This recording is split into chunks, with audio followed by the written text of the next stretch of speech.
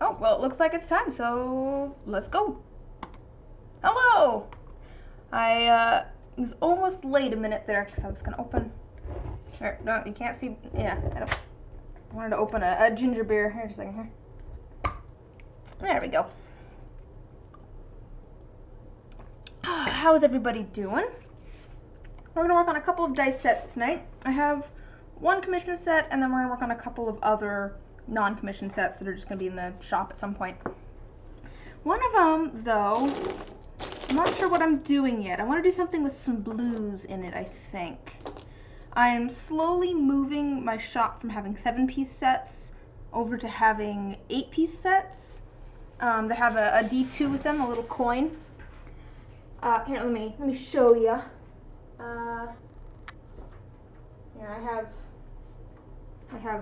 Here's my box of 8-piece sets so far, plus a set of jumbo dice.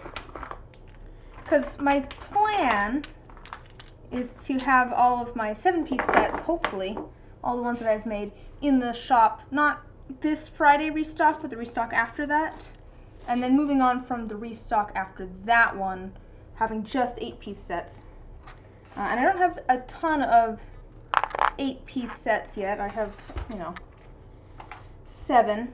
But I usually, whenever I have a restock, I usually try to have kind of a mix of colors and styles and stuff.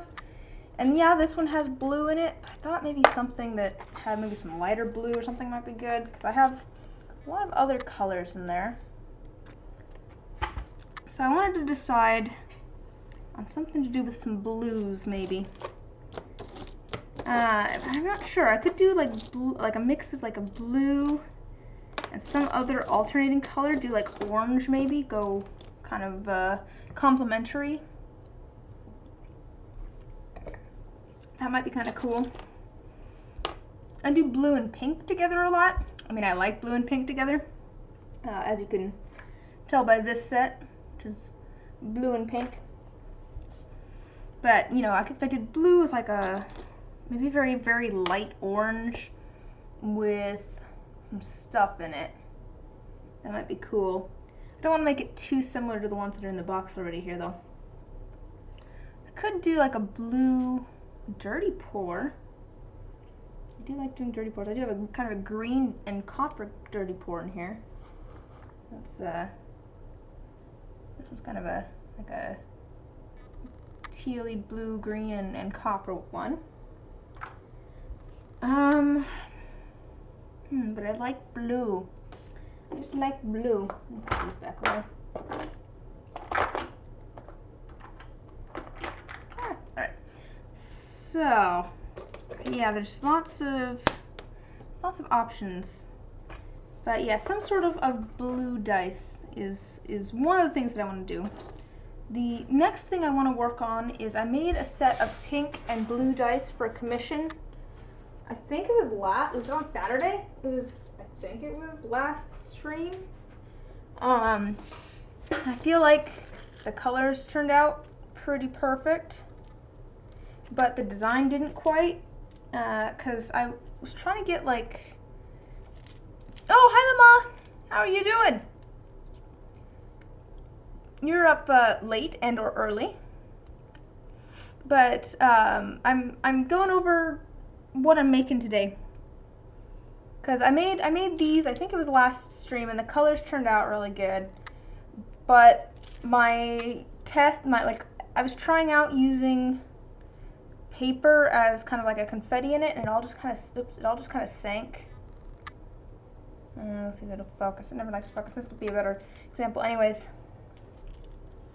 that's like, oh man, I gave that up a long time ago. But yeah, see, it all kind of sank to the bottom, which is not really what I wanted. So we're gonna remake this set slightly differently, same colors, but make it so that hopefully it has like a confetti in it that's not gonna all sink to the bottom. So we have those we're gonna do. We have some sort of blue set of dice that we're gonna do, and then the last set here that I want to do is going to have a mix of a couple different kinds of moss in it, and that's going to be in between the outer layer of the die itself and some little blank inserts that I the goal was kind of them look like stone. You try to stop, you tried so bad. Yeah, I don't really use Facebook all that much anymore. It was just making me really annoyed. So I finally I only use it to contact people directly if I need to. And post about, like, dice that I'm making. Because it was one of those ones where it's just like, this is just making me unhappy. I'm just gonna leave. But it's hard to do when you get, like, into a habit and stuff. It's just like, this is what I do.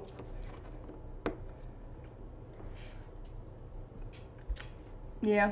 Anyways, though, dice. Yes, I'm gonna do kind of, that goal is to do kind of moss covered stones. That's kind of the idea. Put these away. Put these back away. Round stuff. Oh, these? Asking what all of these are? These are my, like, test chips. This is all of the different colors that I have or that I've tried. So this is all the different pigments that I have or have tried. Not all of them are actual pigments either. Let me find. This one is cumin. So this one's just a spice off the spice rack that I tried putting in resin to see how it looked. So these I call them my little paint chips, but yes, they're just all of my test colors, or my color tests. There we go. I can put words in the right order.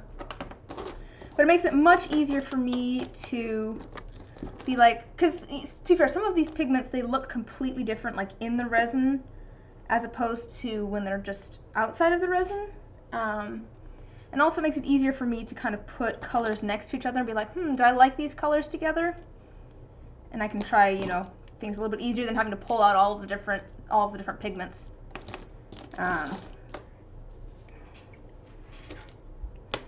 Yeah, it's just been super useful to have, like, a whole bunch of examples, basically. I don't know what I want to do, though. Ooh, I like this kind of orange-red color. It's kind of a salmon-y color.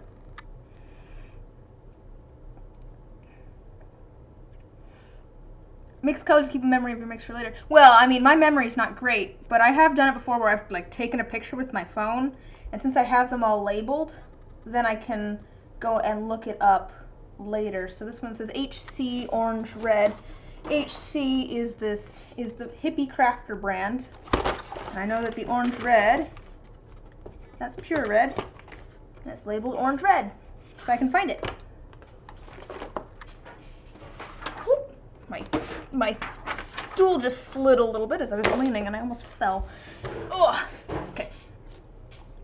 And this is nice too because the things that aren't actual pigments that I don't actually have down here, like wasabi powder, and that looks almost more yellow on screen maybe, but it's kind of a yellow screen. You know, I have that as a reference too, even though I don't have it in my pigments. I don't know, it's just an easy way to do some experiments and stuff. Alright, but what should I do for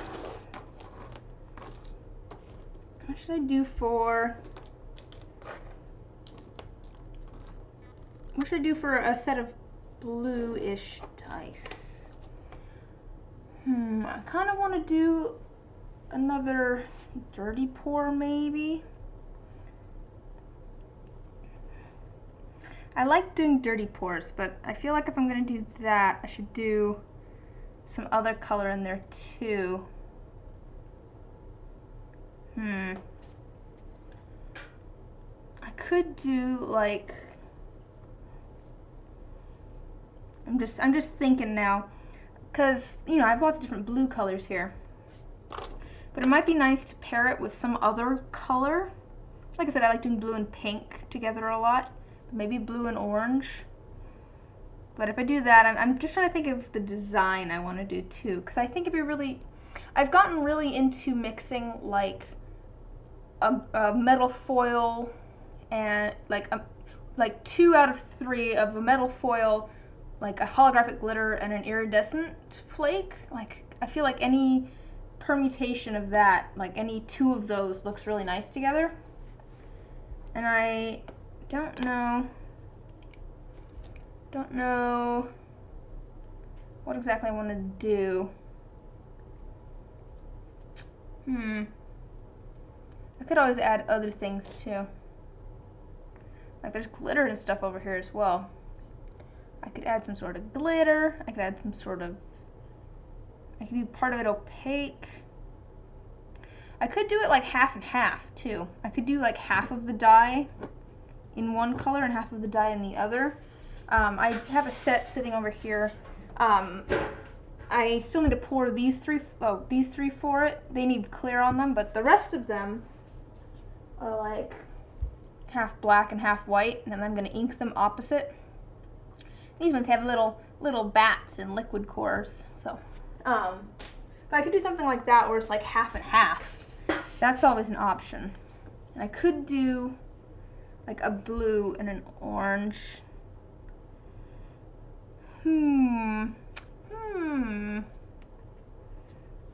Like I said, just lots of options. I have our kitty cat outside. Yeah, it's kind of a simple thing, but it looks really nice. I kind of did that just because I wanted a way, so when I do the liquid cores, there's kind of like one little spot that just doesn't look great on them, because that's where I close up the sphere, the glass sphere that all the stuff's in. Oh no, he's outside the door. He's outside the door. Here, I'll bring him in real quick. Come here. What, buddy? Come here. Come here. Come here.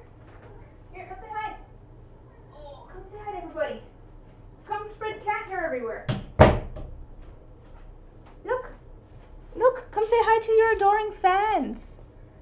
He's not happy at all. He's been stuck inside so much lately because it's so hot out. He's been stuck inside. You're okay with me holding you like this? I've never held him like this before with his feetsies up, but he seems pretty okay with it. You okay with this? Alright, I'm gonna put you back out. Oh, look at the baby kitty. Baby kitty. Okay, bye-bye. Have fun. No bye. He's been very loud recently because he's so mad that it's hot outside.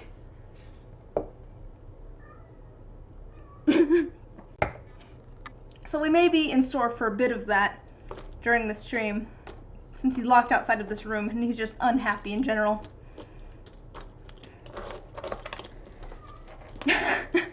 Oh dear.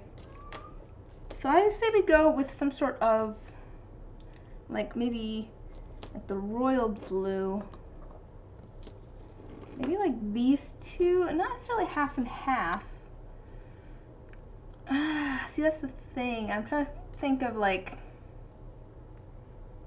if the problem with like doing blue and orange is that they're like opposite each other on the color wheel, and so if you mix them together, they'll make brown. So I don't want them to mix too much and make brown. But at the same time, if they're opposite each other on the color wheel, it means that they pop really well from one another. There's a lot of contrast, and so the colors will look kind of brighter in comparison to each other. So, you know, it can go either direction depending on how it ends up. Either the colors can get really muddled because the colors will mix and make brown, or if they stay separate but next to each other, then the colors can end up looking even brighter in comparison to each other. And so that really comes down to the design that I want to do, figuring out what design I want to do. I don't want to do anything where one is in front of the other and you can like see through the one that's on the outside, because that'll just make brown. Which makes me think that I want to do maybe 2 opaque colors, or I have an idea. I'm thinking maybe, what if we do really really pale orange resin and really, really pale blue resin, like really, really pale, and then maybe do like some sort of shimmery color on the inside of that. What color do we want to do though? So I'm thinking. Now let me get rid of all my blues that aren't translucent. That one, yeah. I like these two together. I like these two colors together. Let's do those two colors together. Yeah, we're gonna do those two colors together. Very, very pale though. They're not gonna be this bright. They're not gonna be this saturated. They're gonna be a lot lighter. Yeah, see, I really like doing pink and blue together as well. But I already have a set of pink and blue dice over there, so I'm trying to do something a little bit different. I have a couple sets of pink and blue dice over there because I like that color combo, but I wanna branch out a little bit, do something that's not the same as what I've always done. So I think we're gonna do orange and blue, and then we'll do some sort of opaque. I'm gonna do some sort of opaque shimmery thing on the inside, and then maybe like either a glitter or a foil. Maybe a little bit of like this iridescent sort of glitter.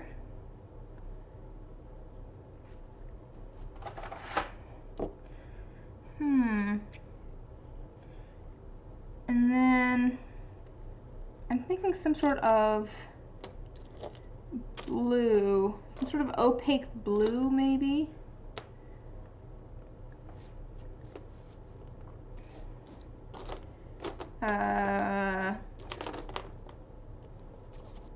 Thinking some sort of kind of opaque blue, shimmery,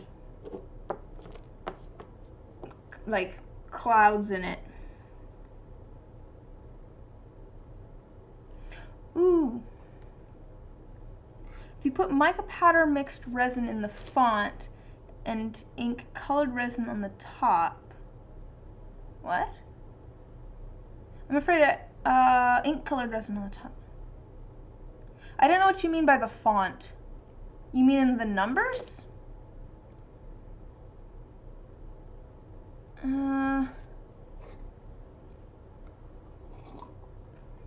What do you mean doing kind of like half and half with mica powder on one side and then ink colored resin on the other side?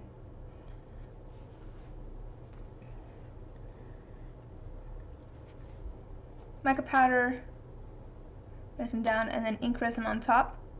Well, I mean, it kind of depends on when we pour it, but you know, they would. It depends on how we do it. If we do it, so the way that I did the black and the white one, you're fine. I was just a little confused, because font can mean like lettering, so I was like in the numbers.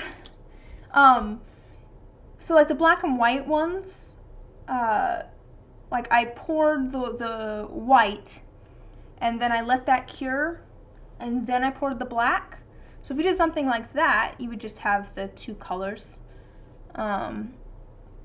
But if we do it when it's really, really runny, they'd probably mix a bit, end up kind of like, you'd probably end up with kind of tendrils of some of the stuff coming up. You know, the colors would kind of mix a little bit unevenly. And if we did it while it was really thick, they'd probably kind of mix a little bit but stay mostly on their two sides. I think I'm going to do these pale enough though that it shouldn't be an issue. I'm going to do that and those.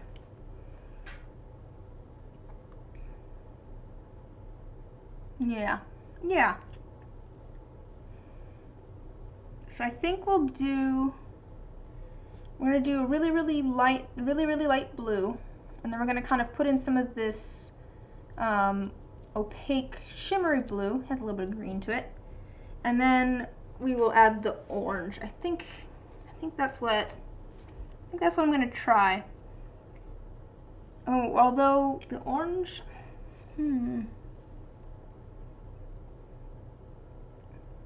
problem with this glitter is that it sinks. Okay.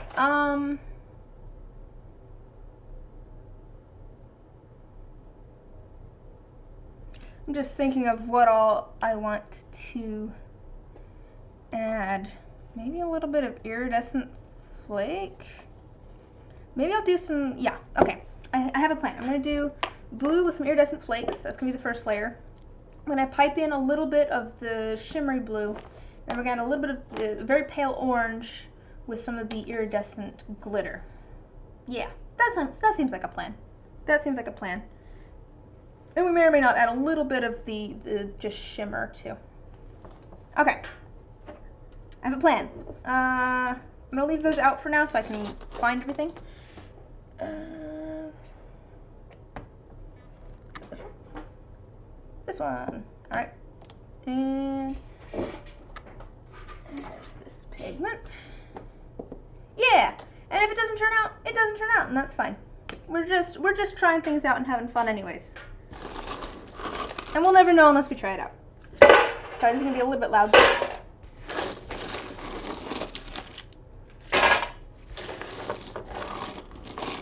So let's get things kind of set up and ready to go. So here is, this is going to be a keychain for a commission. Let me grab this thing. This one here.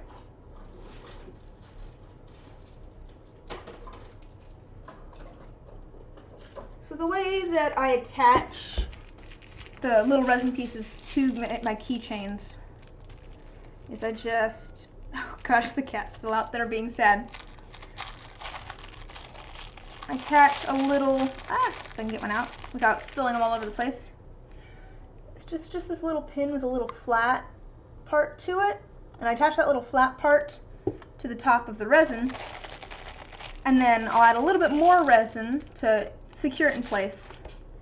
And then I can fold over the long straight part into a loop so I can attach it. So I'm just going to tack this down with a little bit of glue. And this isn't to hold it forever, this is just to hold it in place so that the resin can do its job. Alright.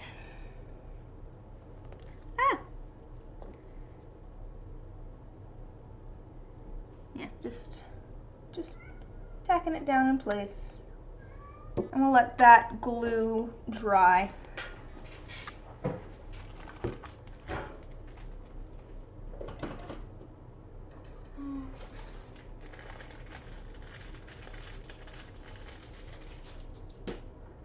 So we've got that.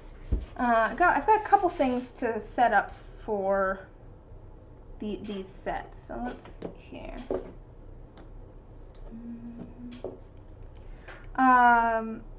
The other thing that I got done today is actually a keycap mold. The thing is, the keycap that I used was just a one from a standard computer, and so it has a little bit of, it's like not going to be super shiny and stuff. So my plan is to pour resin into here. You have this nightmare to unmold molds. Yeah. Yeah, that'll be fun. But I'm going to make just a super simple little keycap here, and it's going to just have a little piece of paper in there that says R4. And so that way, I'm gonna, pull this keycap out, polish it up, and it's gonna become my new R4, because there's 4 different kinds of keycaps that are slightly different shapes. It's gonna become my new model keycap that I use to make more molds. That's the plan anyway. So that we're gonna hopefully make that tonight as well, just so I can start getting some nice shiny molds made.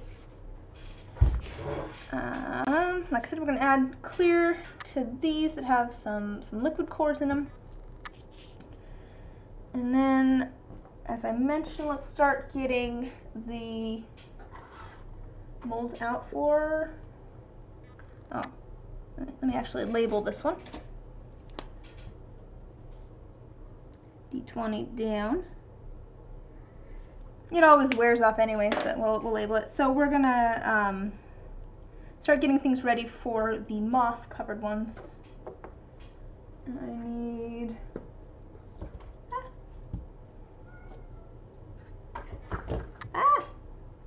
but don't drop everything everywhere.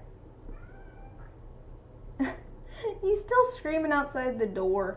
You're fine, buddy. He's just so unhappy. He's so unhappy that he's not allowed outside in the, 110-degree weather or whatever it is out there at the moment. It might have cooled off a little bit, but let's use this one. But he's just so unhappy. Okay, yes. So I have those, and then this one's right here. Cool.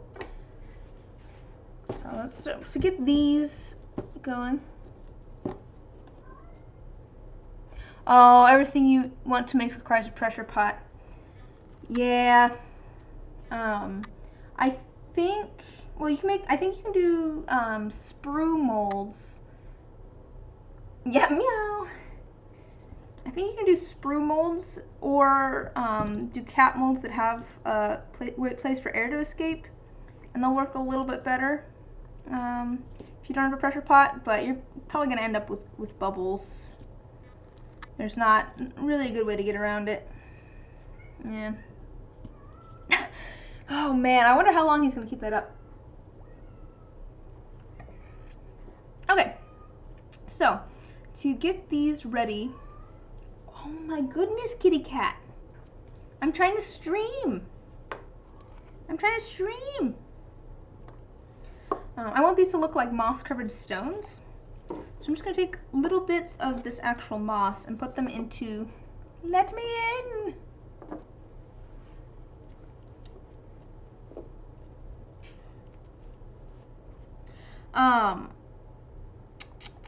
But anyways, I'm gonna take little pieces of this moss and put it into the bottom of the molds, and then we'll be putting these in with like this kind of colored part that I was. The goal was to kind of make it all kind of mossy. It's not super mossy, but it'll work as a backdrop for hopefully the actual moss. But we're gonna take some just little tiny pieces and start putting that into the molds. Start with the D6, just because that's the easiest for me to look into. And we can, I don't want it to be super thick because there's not really a lot of space between the, what's the word I'm looking for? Whoa, what are those called? Blank inserts, there we go. It's some sort of, what? No. Are you talking about the moss here? It's just moss. Little pieces of moss. This is this one's I think reindeer moss.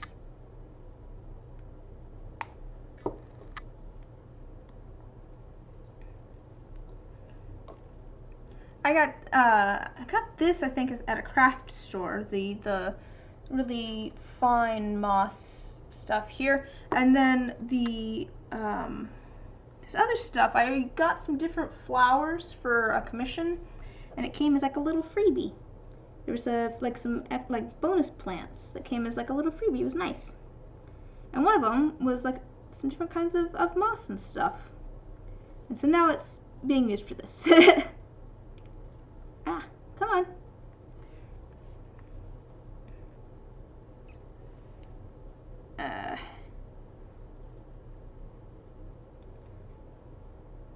Oh no. Well, these are just empty pill bottles. These are just empty pill bottles. They work great for storing things.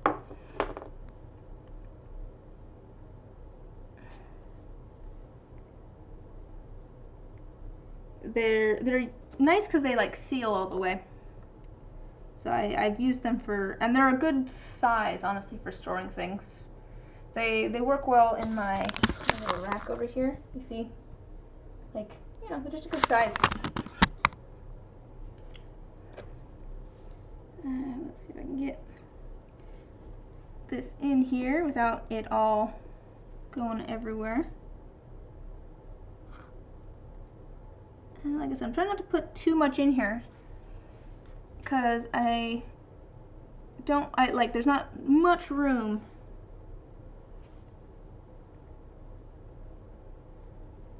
Yeah.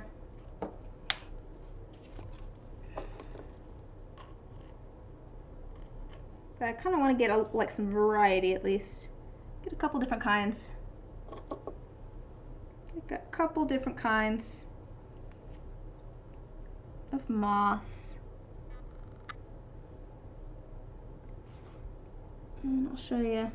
We'll see how these turn out too. I'm not quite sure. Like, I don't know if that's gonna be. I'll see if it'll focus. I don't know that that'll be enough moss, but at the same time, I don't want to add too much more and make it too like up. Add some more of this kind of moss and just some little tiny pieces, because I think that'll probably work out the best. And that's the really kind of thin stuff.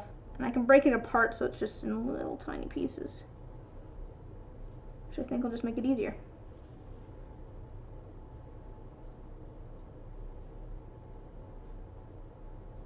Kind of put some of it in the corners. There'll be a little bit more room there, I think. I think that'll probably be good. So many little boxes. Everyone that loves crafts has 1,000 small boxes.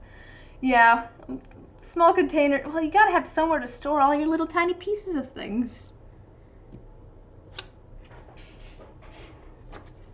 I've got, especially with resin, where I have so many like little sequins and tiny things of moss that I've collected, everything like that.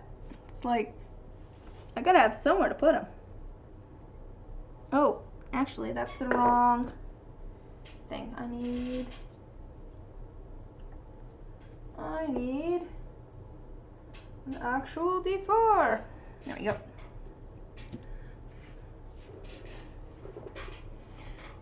Yeah, I don't have one that's in the crystal shape. I have the standard D4 blank insert, so I grabbed the wrong one. I'm used to using the crystal D4s now, but let's see if we can get a little bit of this in here.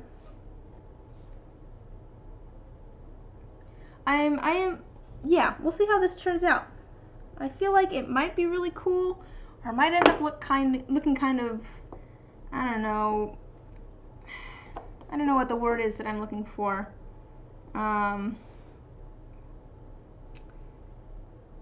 Like a weird mix of styles, I guess. I'm hoping it doesn't look too,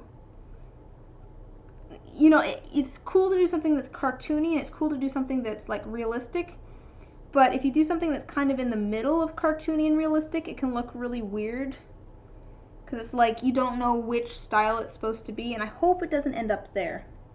That's what I'm really trying to say. So I hope that it it doesn't look like a strange mix of styles. Let's grab.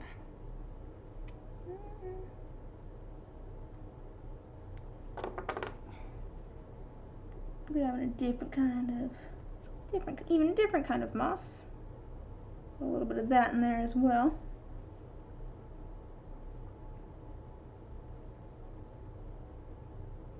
Okay, there we go. There's our D4 with all of our little pieces of moss in there. Do our D2. The D2 is going to be slightly different because I already have my little like stone quote unquote piece in there. So I'm just going to be putting some moss kind of on top of that. Actually, this might be a good indication of what everything is going to look like. So we'll see how this ends up looking. So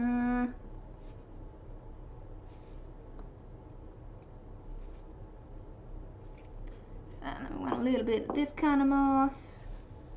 Just a nice mix. I feel like things look good when there's just a bit of like difference in texture and color and stuff in there. I like a little bit of like just some diversity in the materials.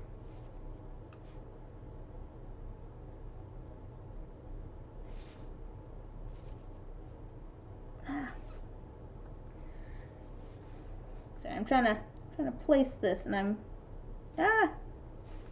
apparently can't focus on talking at the same time for some reason.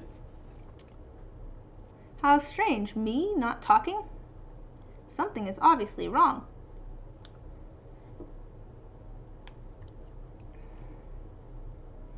To be fair, I do get to a point I've noticed in streams where I'm just like, I don't know what to talk about anymore. I'm suddenly like tired. I have hit a wall. I've talked about everything that I normally talk about in streams because I only have 3 stories and I just tell the same 3 stories over and over again. It's like I don't know where I'm going from here. It's gonna be darn it.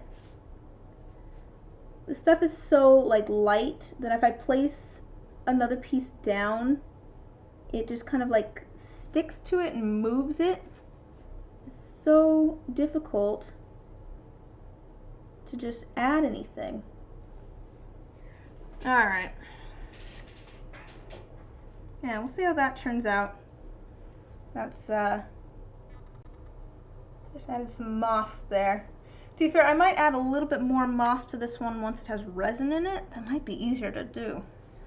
Because then hopefully that will keep all of the little pieces of moss in place a little bit more. Yeah, we'll see how it turns out. And that's kind of the goal for all of them, is to have that sort of half moss looks good to you. Oh, good. I'm glad. I appreciate the second opinion. Oh my goodness, he's still outside.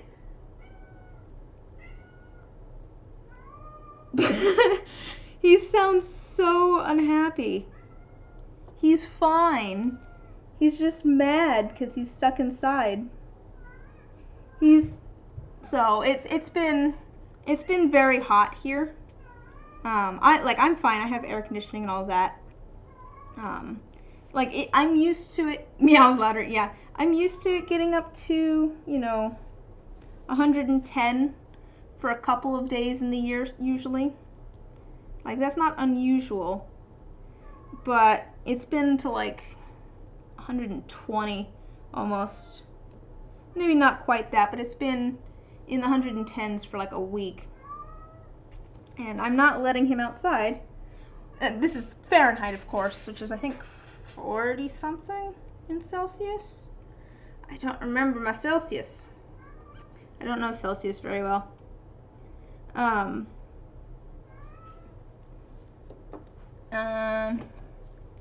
second. Let me look. I have to look up my and what's Fahrenheit to Celsius? He's still so. Maybe if we're quiet for a moment, he'll think that we're not here.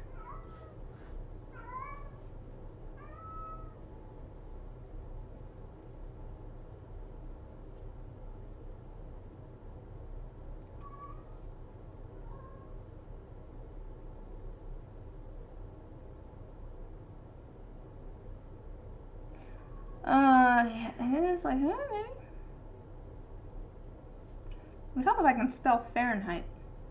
Okay, just a second here. Let me see what 110 Fahrenheit is. So 43 Celsius. That's what 110 is 43. I'm looking up what temperature it's been here in Celsius because I don't remember the conversion. So it's been like 43 degrees Celsius here for a week. And to be fair, I'm fine. Like I said, we have the infrastructure for that here, but like the other side of the state from me does not. I've lived on both sides of the state that I'm in, and the side of the state that yes, that's how hot it is outside. If not a little bit hotter, it's actually a little bit hotter than that. And I'm used, like I said, I'm used to it getting up that hot, like, for a couple days in the year. You know, we get summers here. It gets that hot for a couple of days.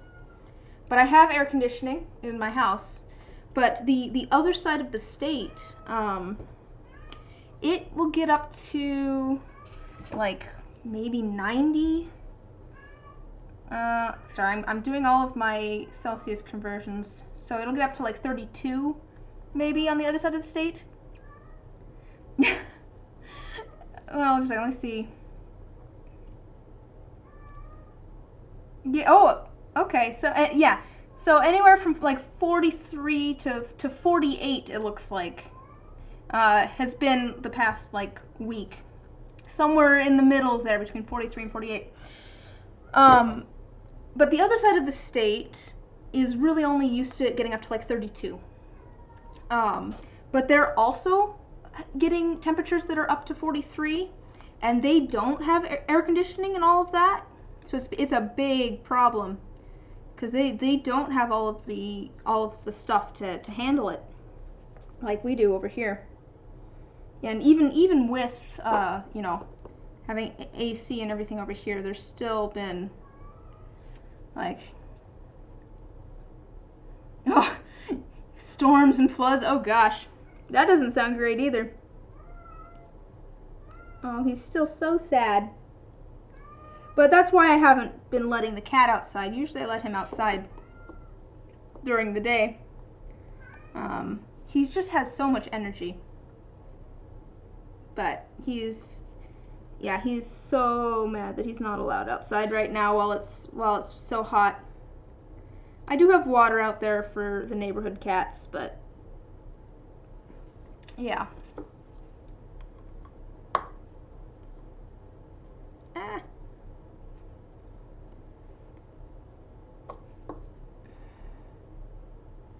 But it sounds like there's a lot of places right now that are having the same sort of like heat front type thing. I don't know if it's all in sort of our area-ish, but it's just, I don't know, there's like a big heat wave that's just been hitting all sorts of places recently, it sounds like. And it's not great. Not great.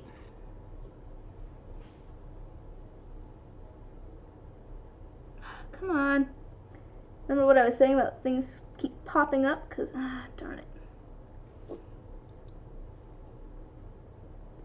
Trying to get the moss into the right spot. Alright, I think that one has enough moss in it. Oh, that's the one I just did. Alright.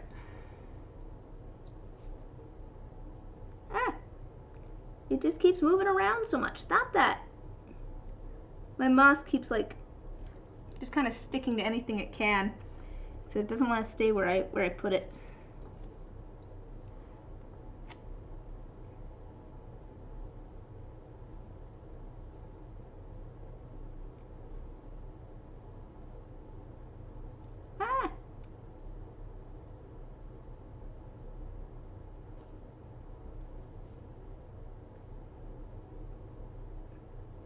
Alright. It's too hot, it rains too much. That's how France is now. You know, to be fair, that's something that we get here sometimes in the summer. So we'll get like thunder showers. I don't know that we've had any this year yet. I love the summer thunder showers here. If you're getting floods, that's not great. But that's, you know, we don't get a ton of rain where I am. And so those summer thunder showers are just like, yes. Kind of cools everything off a little bit. Like, you know, there's something about when it's like hot out and it's raining. It's just like nice.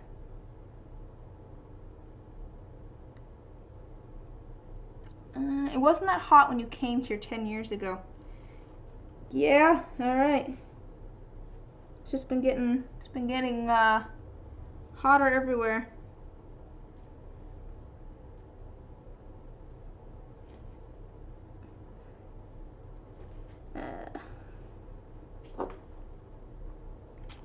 Yeah. Anyways, that's what's new with me. Things are very warm. I'm in my basement at the moment, which is nice and cool. So that's been lovely. If you couldn't tell by me wearing a sweater, like I'm like I said, I'm doing okay, but I'm worried about all the people on the other side of the state from me and everywhere else that's having unprecedented heat waves. I just don't have the infrastructure for it. Cause yeah, that's what I'm saying. I am very lucky. I'm very lucky.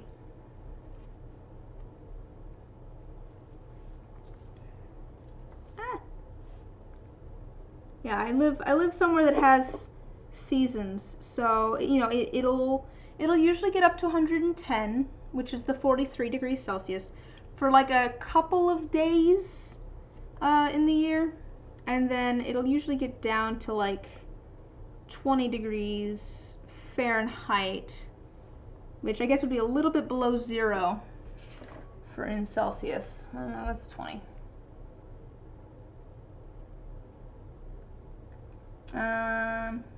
-6, -7. It'll get down to about that for a couple of days in the year as well. But not usually for such a long period of time. That's not what I'm used to.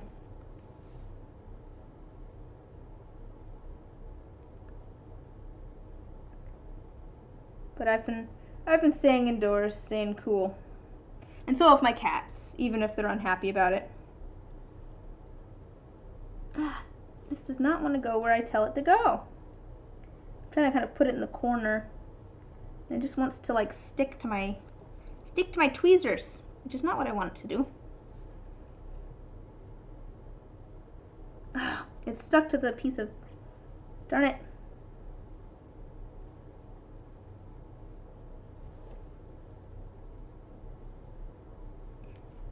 Alright.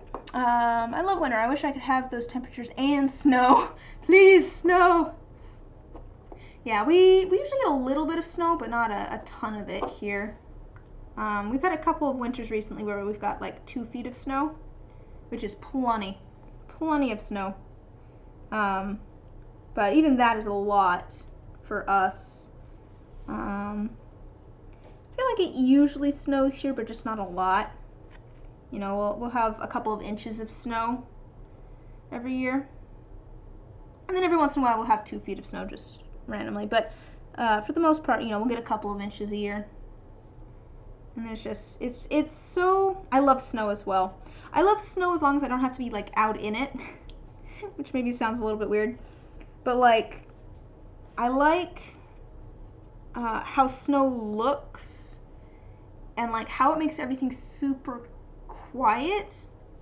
Like it acts as such a sound dampener. Like it makes it so that everything's just kind of still and everything's kind of one color, and it makes everything look just kind of clean and fresh because there's just the single color to it. There's just, I don't know, there's something peaceful about that, especially snow at night. I love snow at night. I don't know, it's just nice. Did I add any of this? Yes, I did. Okay. I'll make sure I put all of the... Yeah, exactly. I like snow as long as I'm like, yeah, inside with a cup of hot cocoa.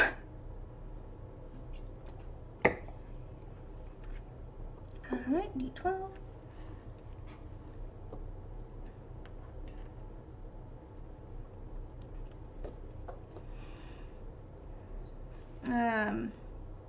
But yeah, it's I don't know, you know, I'm thinking about it, cause like I don't like being cold, I don't like being hot, and I feel like maybe I'm that person that always says that I prefer the other whenever, like if I'm super hot, I'm like I prefer being super cold. If I'm super cold, I say I prefer being super hot.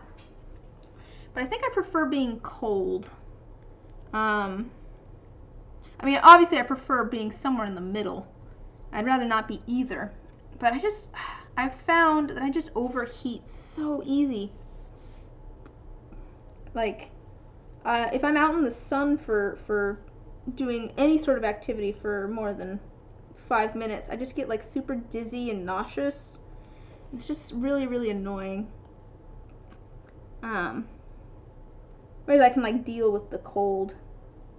Like I can push through with the cold. I just don't like being cold. I can put on a sweater and stuff when it's cold too. Okay, come on.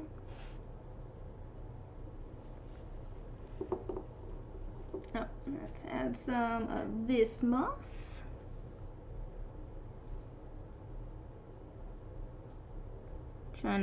I'm so focused on adding moss here, I'm going quiet. That's good streaming technique, I'm sure. It's funny. So like I said before, I don't watch a ton of streams, but it's funny how often, like, if I watch any like somewhat bigger streamers, how many of them are just like, I am so bad at this. It's like no one thinks they're good at streaming. Everyone is caught off guard by streaming. It's kind of funny.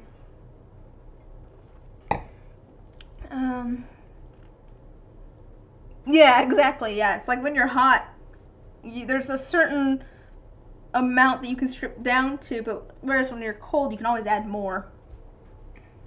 Yeah, exactly. And then my brother's over here, and he just doesn't get cold. My brother's that person that's just wearing a t-shirt year round. He like rarely wears a jacket because he just doesn't get cold. Oh, there's a cat hair in here. Come on. No, stop that.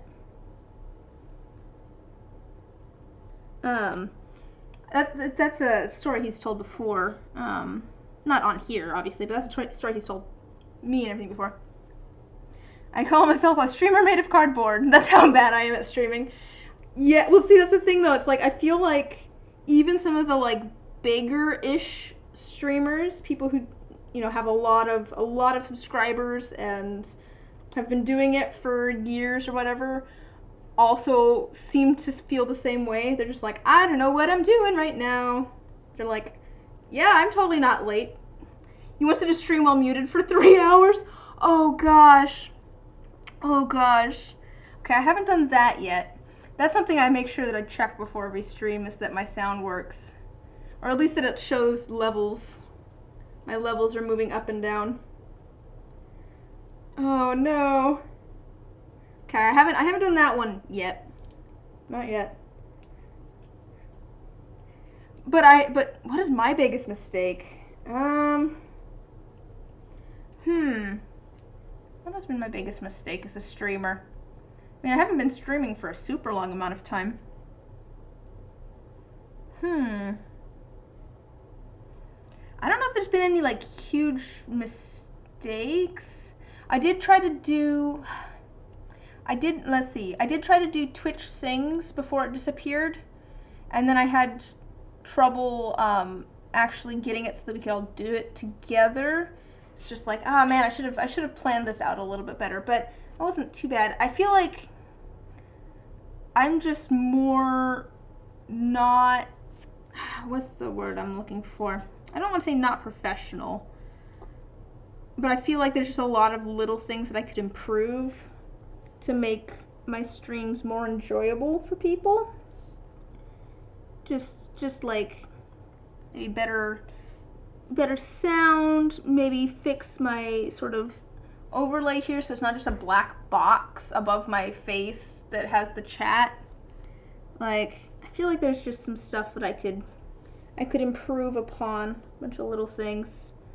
And I'm always looking for ideas of things, ways that I could improve as well, if you ever have ideas. I don't think I've ever really muted myself. I've definitely had streams where I've just felt like awkward about it, I guess. Especially if I'm doing something that's like a little bit different from what I normally do. Wow, he's back again and louder than ever. Buddy, I am streaming. He's still meowing. He's still meowing out there. But yeah, there's definitely streams where I've just felt kind of like awkward afterwards, because I'm just like, man, I don't feel like I really was good at what I was working on, because I'm, you know, trying something new maybe or different. I'm just like, I'm not great at this. And it just felt, you know, kind of embarrassing. But I don't know. I don't have a great memory though. You know, you might have to ask someone else if there's been any major faux pas. I have been thinking, use Canva to make your scenes. It could be cool if you want to add a few things to my screen. Okay, I'll have to look that up. I'll look that up. I mean, I could make some sort of like overlay or something. I just haven't done it yet. It's really what it comes down to. And part of that is because I'm streaming from a different computer than the one I usually use for everything else. This is just a computer that a friend had like extra, and so it came here to be in my workspace. And so I use it to like listen to stuff while I'm working down here, or to stream. If I'm gonna work on stuff like that, I'll usually go upstairs to where my actual computer is. And I don't know, it just always gets me like trying to get things kind of between the two. And it's easy enough to do, I just get caught up in it. Just like, and I forget about it too once I go upstairs and I'm actually at the computer where I could start making things like that. Also, I just haven't decided what I want to do. Oh, come on. Things are still moving around. I don't want them to be. Stop moving around. Oh, I don't think I added any of this to this one. But I do appreciate that recommendation. That is good info to have.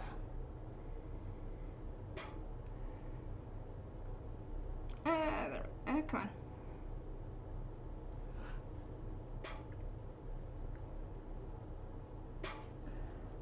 on. Let's see here. What else? I don't know. Is there anything that you think would make my streams better? Like I said, I'm looking for feedback and ideas and stuff too. I think I should update the little slideshow that's at the beginning of my streams. If I go here, I'm gonna disappear for a moment. If I go over here, I have like a little slideshow that, you know, shows off some of the things that I've made. But those pictures are so old. I've made a lot of things since then, and I feel like I've made some things that are maybe better since then. So it'd probably be smart for me to you know, put some of those new things. Oh my goodness, kitty cat. He's so unhappy.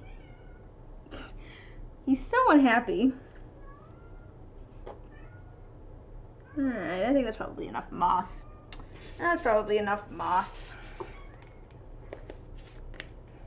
Oh, actually, let me grab out one more D20. I actually made an extra D20 here.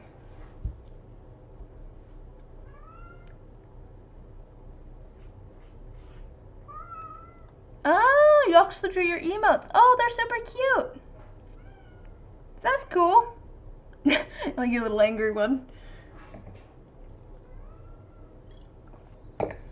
Yeah, I'd probably try to make something myself. For an overlay. I should figure that out. Don't think, yeah. I have some stuff that I could maybe use and just kind of cut out sections and then use that as an overlay.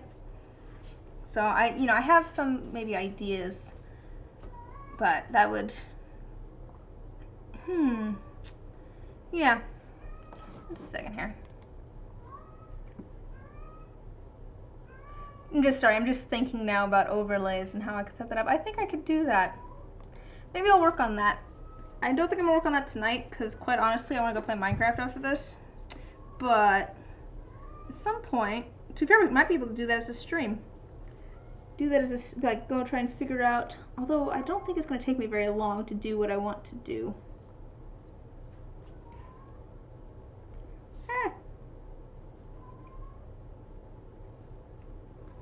I'm just going to add a little bit of that in there. I could add colors to my stream. That's kind of what I was thinking. I have a painting. Let me see if I have it. Which painting is it? Is it this one? Nope, not that one. Let me see if I have it on this computer. Let me see here.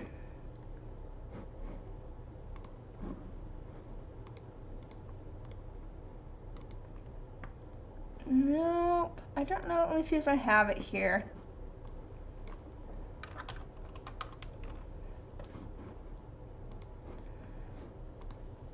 But I have a particular painting that's not really, it doesn't have much to it, I guess. Oh, maybe I don't have it here. Let me just see here. Photos. I'm gonna see, but I have a painting that I did a long while back that has a lot of really bright colors. And I was honestly thinking that I might be able to use that and kind of cut sections out of it to then use as an overlay for the stream itself. Open photos to see photos in this list. What?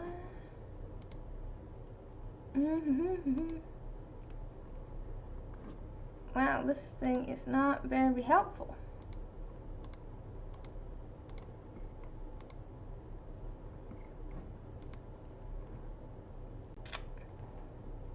Maybe I don't have it on this thing, but here I have a photo of it. I will find a photo of it here right quick.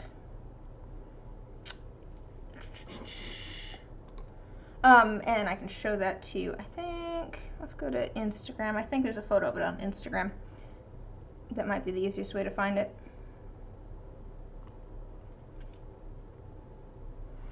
Yeah, that's true. I could do that. I worried that that would be a little bit too busy, but maybe not. Do I have that on Instagram?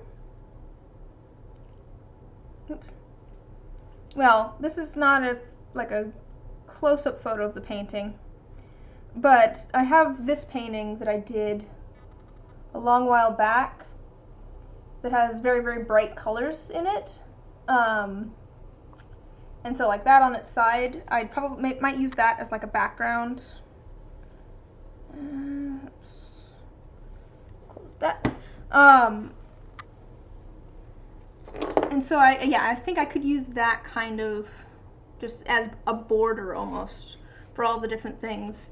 And to be fair, the chat box is actually larger than this black box. So I'd probably make the chat box a little bit larger and then put like notifications or something up above that. Yeah, I have kind of an idea now. I think I have an idea maybe of what I could sort of do. Maybe I will go and try and do that after the stream, because I think I could do that pretty quick. I gotta go find the right image, but I think I could do that. Man, I love painting so much. I need to figure out maybe just something abstract, but I really like painting. And I should do some more painting. It's been a little while since I've done any painting. The last thing I did was the crow painting that I worked on stream. It has all the little things attached to it. Oh, come on.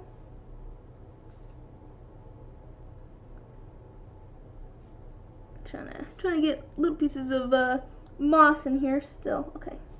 Like I said, I have a little extra D20. It's kind of slightly different from the other ones, but I did it kind of as a test. I did it as a little bit of a test for some of the paint colors that I was using. So it ended up a little bit, like it had ended up with a lot of other colors that the other one didn't, maybe. There we go. I think that's enough moss. I'll set these off to the side because I might want a little bit more, but I do have these ready to go now. Let me set these off to the side. Got a couple more things to set up.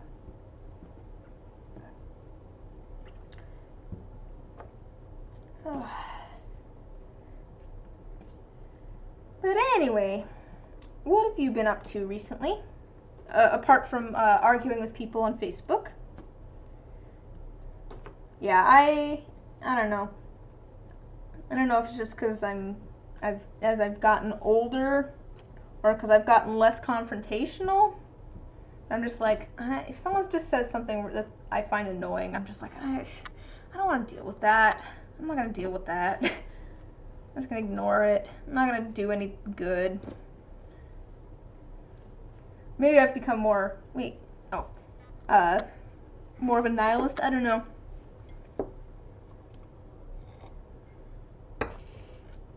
Cool, we've got those all set up and ready to go. Like I said, I do have a commission set. I have these colors, this blue and this pink.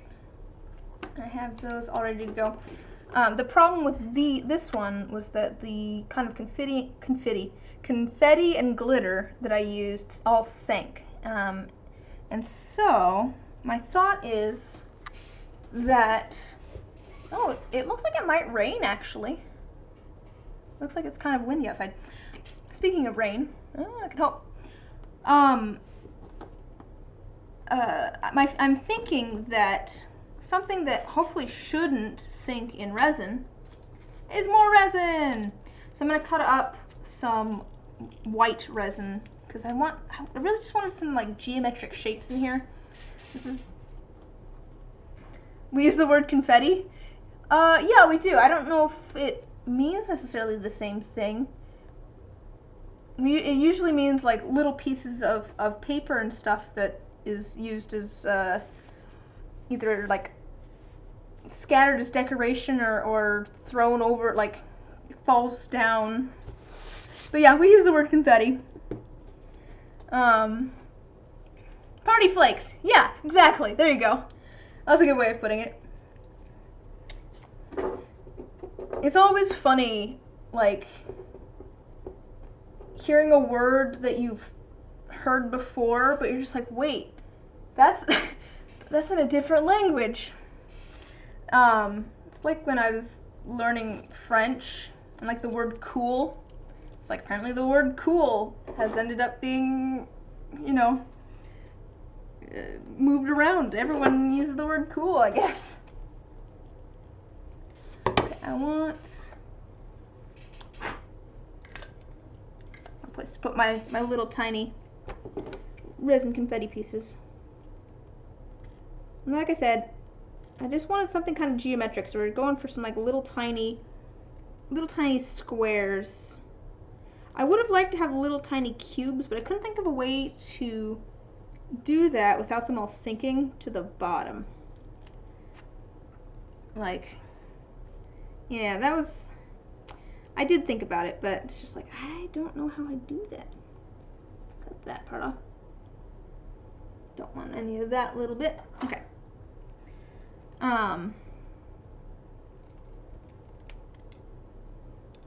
It's going back to the word facade, because it's just, like I said, I spell the word facade with the CD, but I think probably a lot of English speakers would not.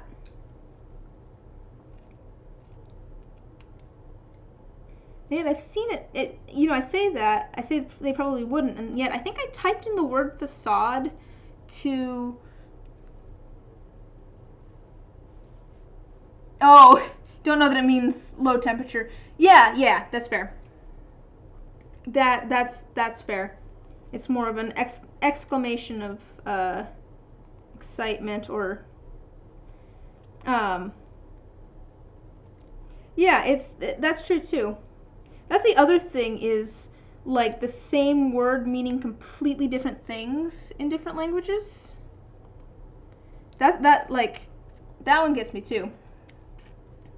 I can't think of any good examples of that at the moment. But sometimes it's just a completely different word that just is spelled the same or is pronounced the same, and you're like, wait, what? That doesn't seem right. But it's just because it's a completely different word. Alright, let's see here. Anyways, what was I saying? I always have to talk about languages when you're here, just because I know that you speak a different language than I do. So, you know, it's a easy thing to bring up. It's been so long since I've done any language stuff. I would love to learn sign language. Just American Sign Language. I feel like that's just one of those things that would be useful. But it's one of those things that would be useful if the people around me also knew it, I guess. But like, I don't know, I read lips a lot anyway, just because it's not, like, I could hear just fine. I just don't comprehend things well. And so I like using subtitles, or I will watch people's read lips quite a bit. But you know, I feel like sign language is one of those things to be like, that would be really useful to learn. I mean, you know, not least of all being able to communicate with people that I otherwise wouldn't be able to communicate with because they, you know sign language. But oh, your most hated two-meaning word is plus or plus, because it means no more or more, depending on how you pronounce it. So when you have to read it, it can be confusing. Oh, yeah. That's true. I guess we have, like, tear and tear. T-E-A-R. And they're just completely different things. Yeah, you have to know, like, the context. You gotta know, like, what's going on around the word to know what makes the most sense.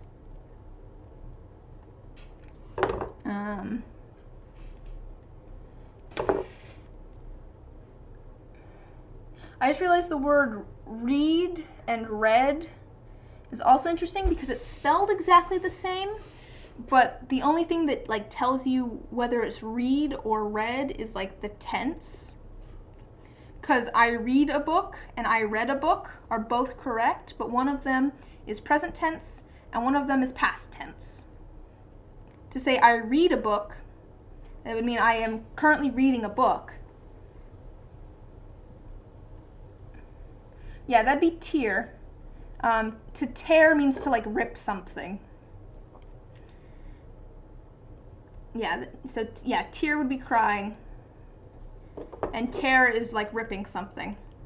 You tear something up. But they're both spelled T-E-A-R.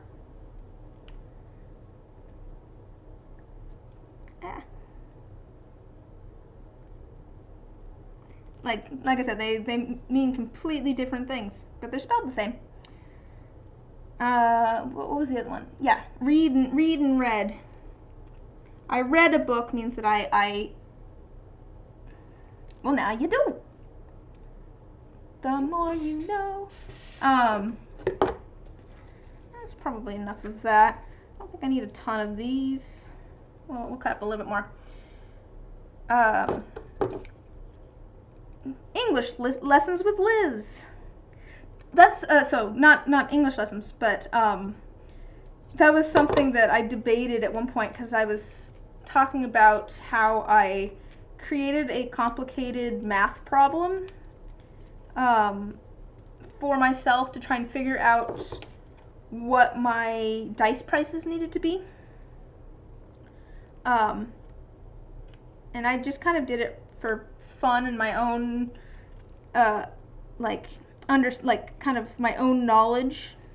But I showed a little bit of it, I think, on my the Discord.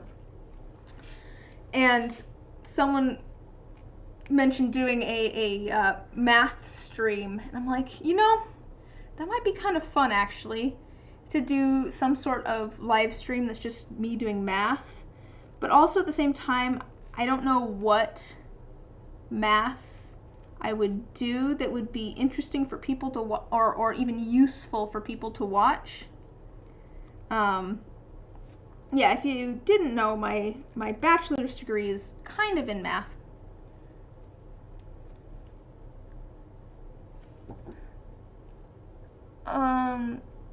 Bottom, probably? So the bottom of something? Yeah, probably the bottom, so the underside, or the underneath. Yeah, I'd probably say the bottom of it.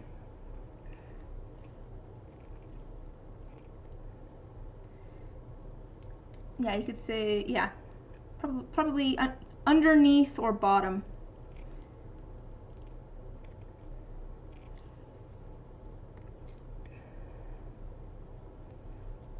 But I mean, you gotta, yeah. That's the thing too, like context can matter too.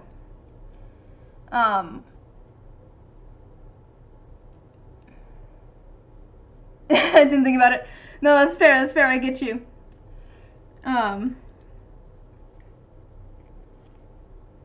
Like I said, I got confused because I'm like, font? You mean like how words are look? How like the shape of certain letters? And it's like, what are you talking about the font?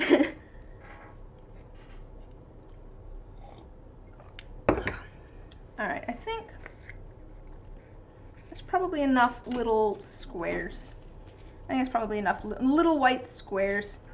And they're not going to be very, I don't think they're going to stick out very much, but the goal here is for them to not stick out a whole bunch.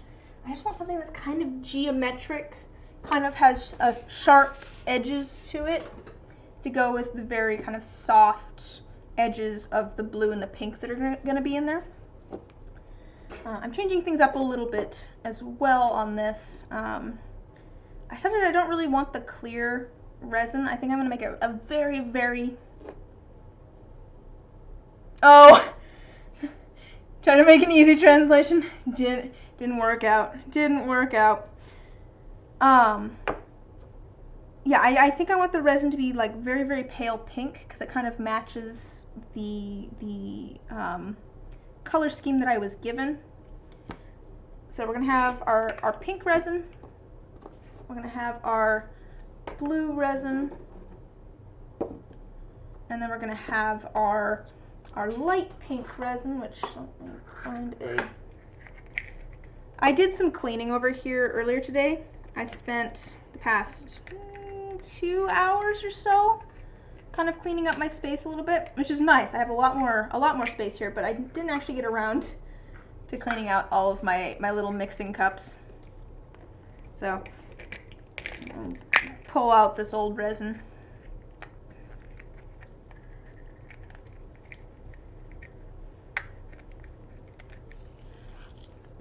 Yeah, it's one of those things where, yeah, sorry, I'm just thinking about direct translations again and stuff. Like, sometimes things just don't translate directly, too. Like, swear words and stuff, like, just because something means the same thing in a different language doesn't mean that it's also a swear word in another language. Like, or that it's not as bad of a swear word, but at the same time, then there's certain things like you don't say you're excited in French. You can say that in English. You can say, oh, I'm so excited. But like you don't say that in French. And like there's certain things that just don't translate directly.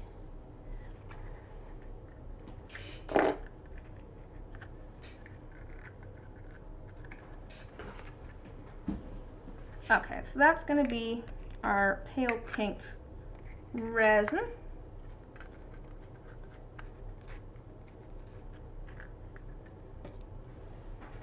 How would you say that you're happily looking forward to something in French? Because I know that you wouldn't say that you're excited, because that has a different connotation to it. To be fair, it has that same connotation in English too, just not as much. That's what I'm saying. Like in French, you wouldn't say I'm excited because it basically means I'm horny. And it can mean that in English too, but for the most part it doesn't. So I'm curious, like, how would you say that you are happily looking forward to something without it having any sort of other strange connotation to it? Or is it just kind of a context thing?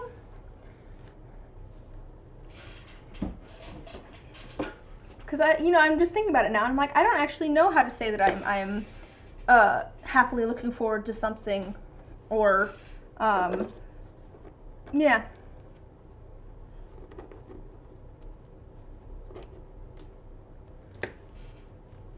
Yeah. Man, I like languages. Languages are so interesting. I'm not like the best at learning them, but I just find the tie between like language and culture really interesting, and then like how things are the same and how things are different in like various languages and stuff. It's just, I don't know, it's just interesting to me. Okay, so this is gonna have a little tiny bit of pink. Ah! And that's gonna have kind of that. All right. We've got a little bit of like white. Okay, I think I have an idea here. So, I'm gonna have a very light pink with a little bit of shimmer to it, and we're gonna fill it up. I'm impatient or excited like a bug. See, that's what I'm saying. Like, that sort of turn of phrase makes no sense in English, but it probably makes perfect sense in French. Oh, wait, no, actually, it does make sense in English. Sort of. It's kind of like having ants in your pants. That's a saying in English. Like, that's more impatient, I guess. Yeah.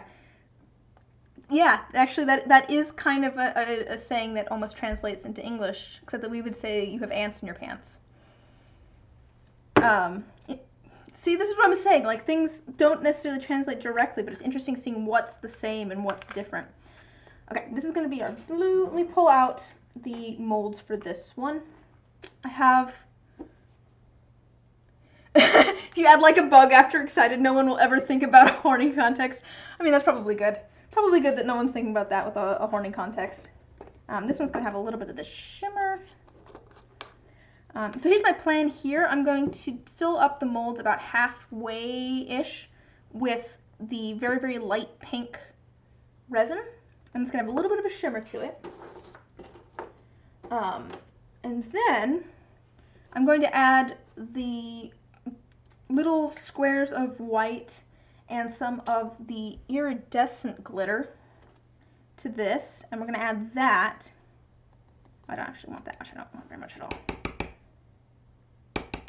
Okay, we just want a little bit of shimmer. And we'll add that, and so hopefully those will kind of look like they're coming from the bottom when we add the blue and the pink as well. So let me set that off to the side. And we want all of our down molds.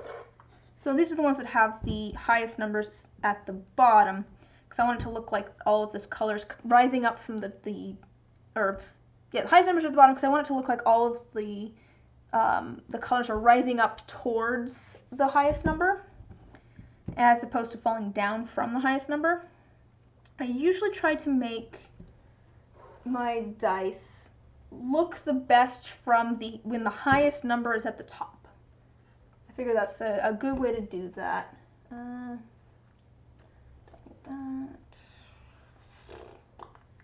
regular, there's D4. Do not translate by an adjective, but by a sentence. What do you mean? Oh, you mean like you translate like the context of it and not like the literal words? Is that kind of what you're saying?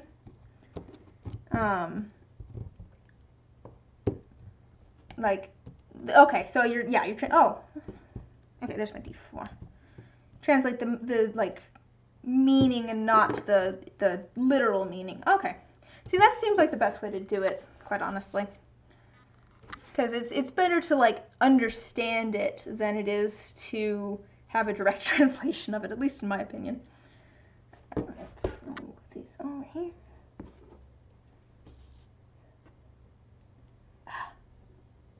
My mouse has moved. Stop that. Okay. I want to do those today as well.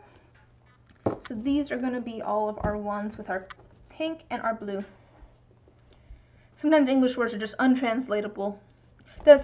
Yeah, there's plenty of words in other languages that are completely untranslatable to English too. We just, yeah.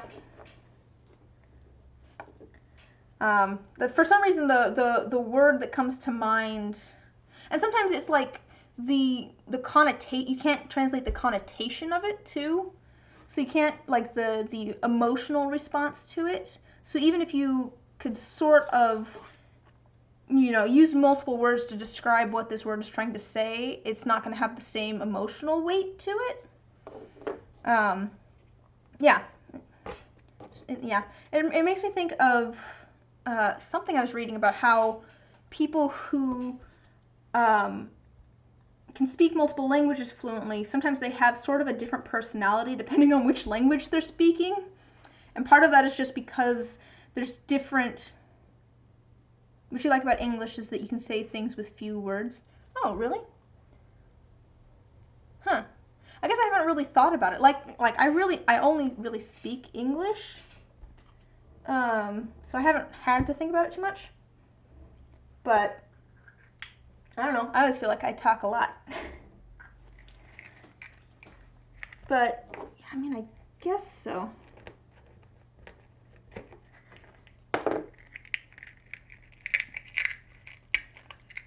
I'm sorry, I'm just thinking about how I would say something in English versus, like, French now.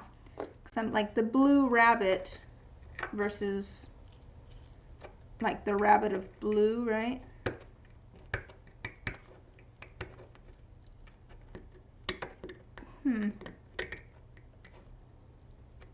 I guess there's some sort of shortcuts there, but I haven't really thought about it too much. And that's just the thing with, I don't know if that's because of particular words that convey, like we have a lot of words. Je ne peux pas. Oh, I can't. That's fair. I see what you're saying. I wasn't sure if you meant that it's because it just takes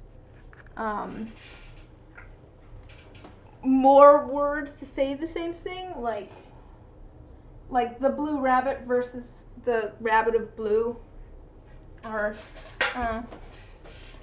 because like you would say, okay, let's say like, yeah, okay, yeah, I don't know. I don't quite know where exactly I was going with that.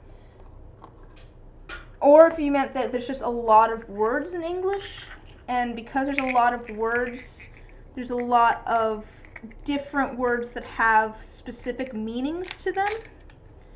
And so you have, you can use those words with specific meanings to convey a meaning without having to use, you know, a more limited number of, I'm explaining this poorly. Let's say that there is a word that means, let's say a small red fish. Let's just say there's a, and you know, there is going to be a word that means a small red fish because there's a certain breed of fish, I'm sure, that's small and red. But we'll just call it a blanc. Okay. Oh, that means white. We'll call it a plonk. Okay, we're just going to say plonk means a small red fish. So if you were speaking the language that uses the word plonk to mean a small red fish, you know, you have a fewer number of words that are required to convey that same thing. Although at the same time, though, there's probably more words to learn because they're going to be more specific. I guess that's kind of what I was curious about.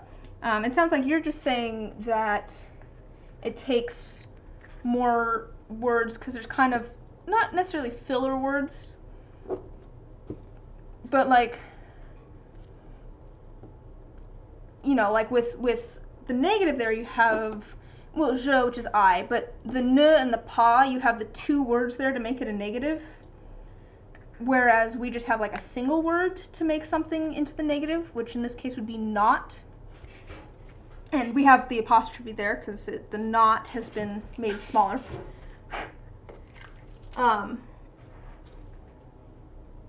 So, you know, man, I don't know. I don't know where I'm going with this. I just think it's interesting. I think it'd be cool to try and make my own language. That's something I was kind of thinking of trying to do at one point. Just because I'm like, oh, that'd be kind of cool. Because that's going to be this color, and that's going to be on the bottom, so it's going to have this. So I'm going to add some of this. I don't think I need too much of this, because it's only going to go up to about 12.5 maybe. Probably 12.5. Add a little bit more. This one's going to be blue.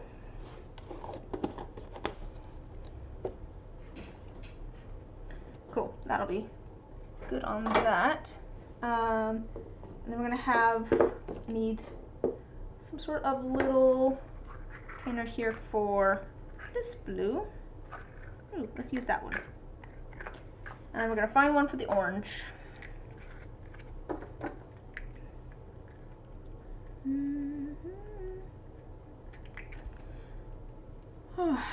What's your favorite, like, not necessarily school subject, but like, what is it that like fascinates you? I guess I have lots of things that kind of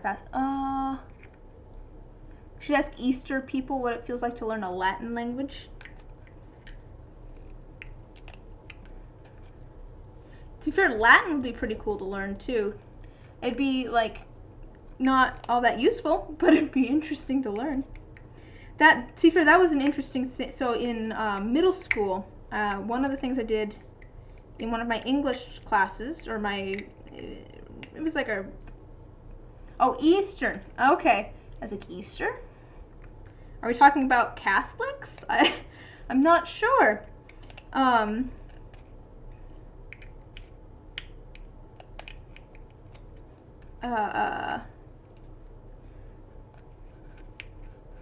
What was I saying? Oh, we did a thing where we were learning root words, which to be fair is really kind of fun. And that would be things like, I don't know how to, but so like words are kind of made up of a lot of different sounds, obviously. And so English words and stuff, they will have multiple syllables to them, so like multiple sounds in a row. And so we were kind of learning what those individual sounds meant. So like sub would mean under, so like submarine, that means underwater. Marine means like water, so like marine biology, it's study of like ocean animals. So submarine, underwater. And we were learning what all those kind of individual sounds meant, and it was just really kind of fun. And it's one of the fun things about it was that you could kind of make up your own words once you know the, like, we didn't get very far. You know, that might be something that I go back and actually learn more of. And there's a couple things that, you know, it was fun because of that. And one of them was, it made it so that if you saw a big long word that you didn't understand, now you could understand it because you could break it down into its parts.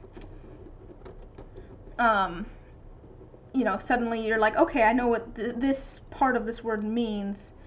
But it also meant that you could like kind of make up your own words and they would make sense. And that was just kind of fun.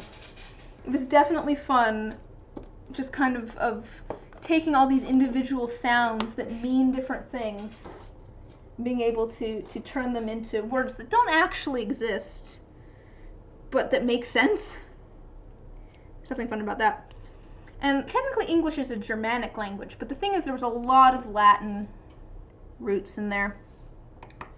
And like French is a Romantic language, which is, it's kind of funny because I can kind of read a little bit of Spanish. Can't understand it all that well, but I can read a little bit of Spanish because it's also a Romantic language.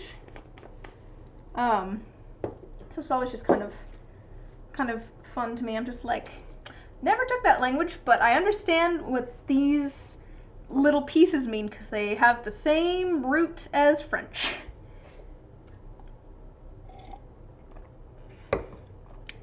Yeah, Easter would be like Easter eggs, yes.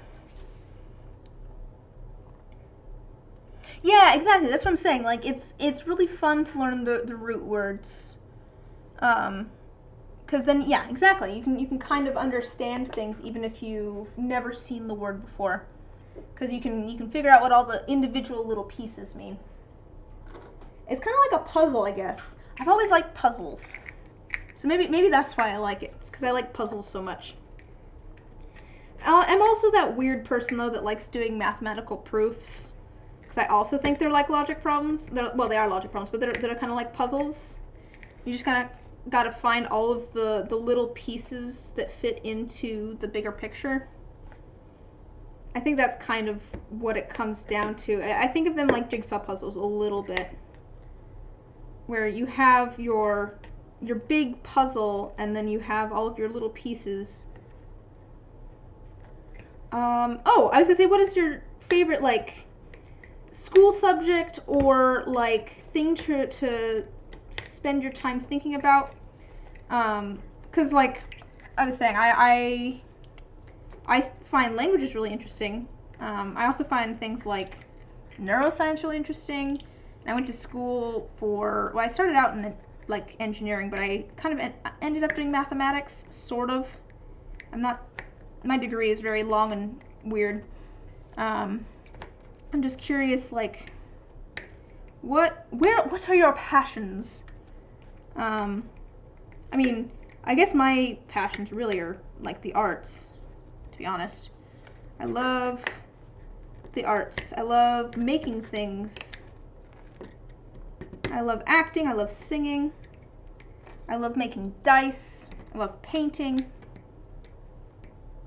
But I do also enjoy, you know, neuroscience and doing random algebra problems, apparently. I am still trying to think of how I could do a math-based stream. Because it's like, I feel like there's something there. Ah, English, microbiology, and art. Very cool. Very, very cool. You know, it's kind of funny looking back. I was never really an English person. Well, I mean, that I don't mean that like I don't understand English. I mean that in like, no, it's on the outside. Okay. I mean that like the writing classes and stuff. Oh, I guess English in this case would be a foreign language for you, which I didn't think about because English class is a thing in the U.S. too. Although in this case it's more of a reading and writing class than a foreign language thing. I was never that into it, but looking back now, it's just like, man, you know, I feel like I would be a more interesting person if I had gone that route, if I had gone like with English or history, as opposed to the sciences, because I feel like there's just a lot of culture to explore there. So it's like, you know, on the one hand, I probably would not have enjoyed it if I had done it. If I had gone for some sort of writing or, you know, classic literature, that sort of thing, I probably would not have enjoyed it. But at the same time, like the people that I know that did get like a writing degree or an English degree or something like that, it's just like, these people seem so much more interesting because they've read all of these interesting books. They know all these interesting things. Like, I wish I was that interesting. Okay, we've got that all laid out. Let's add a little bit of pink to here.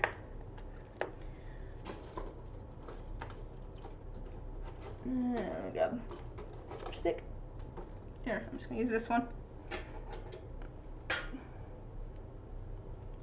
Alright, a second here. Let's see. I was a dumb potato in English until my last year of high school, and then something magical happened. They stopped asking us to learn lists of words and allowed us to express ourselves with the English we already knew. And you said I started to be good at English. That makes a lot of sense. You know, it's kind of like the thing I've heard where it's almost easiest to learn a language if you just are dropped into the middle of a place where they speak that language. And I'm not saying that that's a great idea. That would be so stressful. But at the same time, like, you're gonna learn how to have a conversation better that way if you have everything in context. Like, I don't know. I'm not good at memorizing things either. I'm just not great at memorizing things. But, like, things make a lot more sense when they're in context. And so having conversations with other people was probably a lot, you know, easier to try and do than just learn lists of words. To be fair, the thing that always got me with French was conjugating verbs, and I never learned how to do, like, past tense or future tense. Like, I never figured out how to do tenses. So don't ask me to try and conjugate anything. I can say I am something, but... And it's interesting because you never think about... I never thought about conjugating verbs before. And then after taking some French, I'm just like, oh, I do conjugate verbs all the time because I am, you are, and he is. I'm conjugating verbs right there. Yeah, the best way to memorize them is using them again and again and again. Yeah, exactly. Just make it a habit almost. Oops. Yes, I have 2 drinks over here. I have tea and a ginger beer.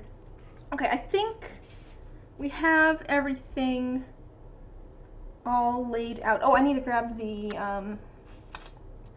I do need to grab another set of molds for these. Let me do that. Yeah, I don't know. I'm not a fan of memorizing things.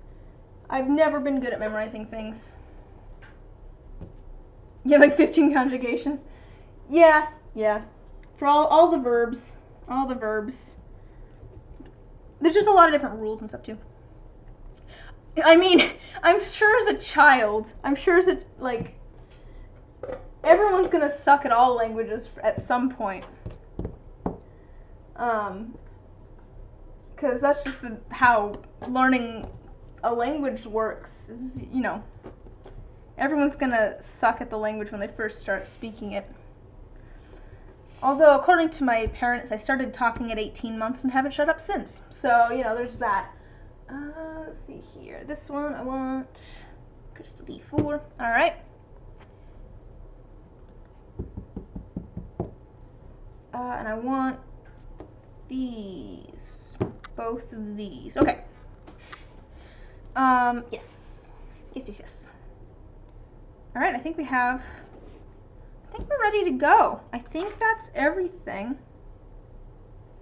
I think that's everything. I'll set that over there. That's gonna be blue. I'm trying to make sure that I have everything ready to go. I've got all the stuff for the moss ones. Those are just gonna be clear with the stuff. We've got our commission set. I've got my blue and my pink. And a little bit of shimmery stuff ready to go. Oh, I need pipettes for that though. Pink. There's one for blue. Alright. And then let me grab one for white, possibly. That's, I think, what I was missing. I need one more cup for a little bit of white resin.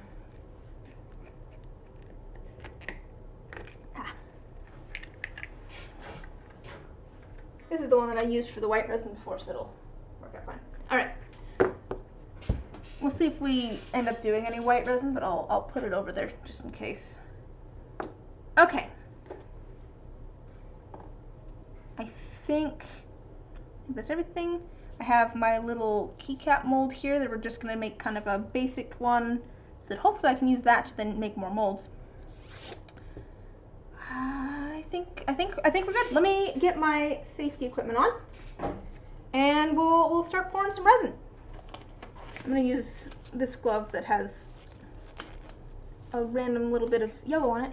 I did go and clean all of my mixing cups earlier today. They're all nice and clean, and I put them in a container, and I found a place to store them up here. I feel so proud of myself and so fancy.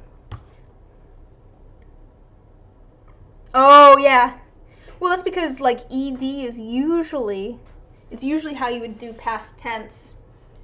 Yeah. That's the thing, is like there's always like exceptions to the rules. That's the thing with both English and French. Yeah, taught. You would say I taught. Yeah. But yeah, that was the thing. But like I said, that's the thing with both like English and French, is like there's always exceptions to the rules, and you're like, yes, yes. Yeah, you would say taught. So I taught a class. Okay. Let me get my stuff on.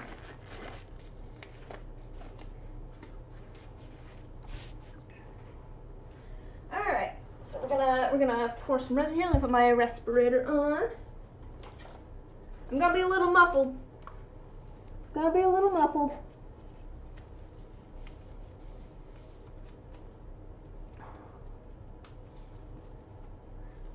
But yes, let's pour some resin and get going.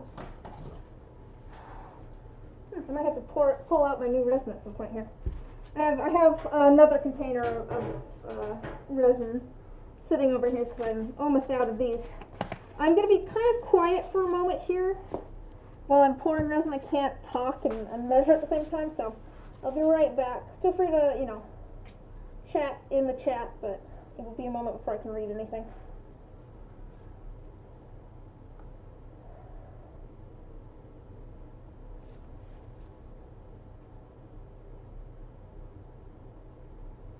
So I'm going to be doing 50 milliliters of this part and then 50 milliliters of the other part. This is a 2-part resin that has equal amounts of both.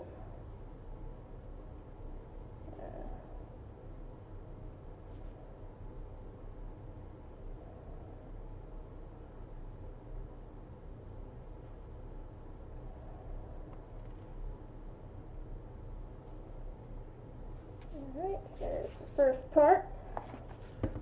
Yep, right up to the line. Put that back up there. I feel like it's a bad sign when there's a slightly more in this one. Alright, let me pour part B.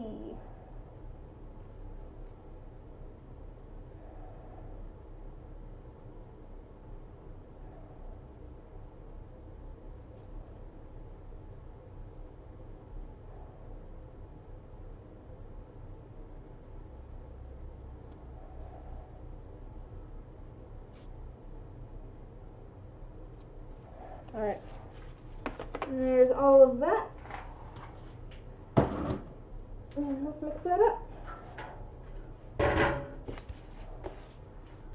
So this will probably take a minute. We want to make sure this gets mixed up completely.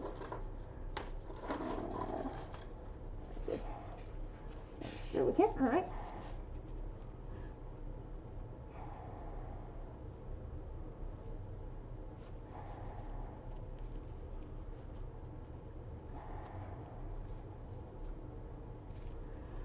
But anyways, let's see, what have I been up to recently? I hope my grandparents moved pretty recently. That was part of the reason I had to, well, it was actually, oh no! Oh no! I bet that made a big mess. Oh yeah, I have a different resin over here that's 2-to-1, and I'm just like, I need to make sure that I do 2-to-1. I need to make sure I do 2-to-1. Also, it's by weight, and this one's by volume. I've only used the other one once, and it really didn't cure quite right.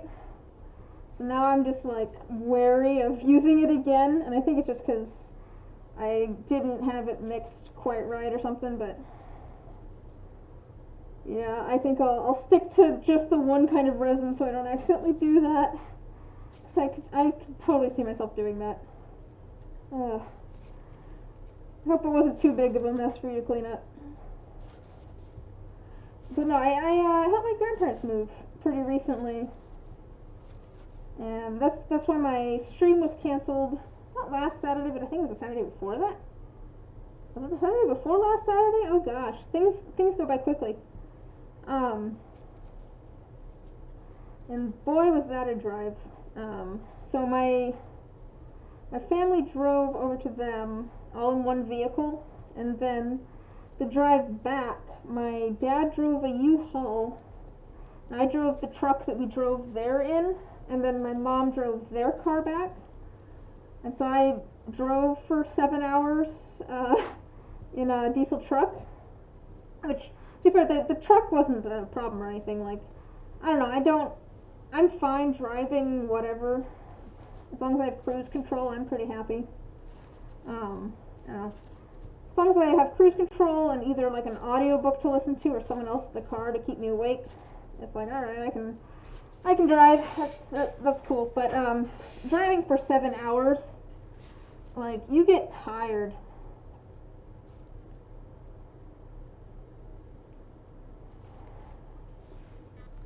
Ugh. Oh yeah. Don't do that then. If it doesn't work, then yeah.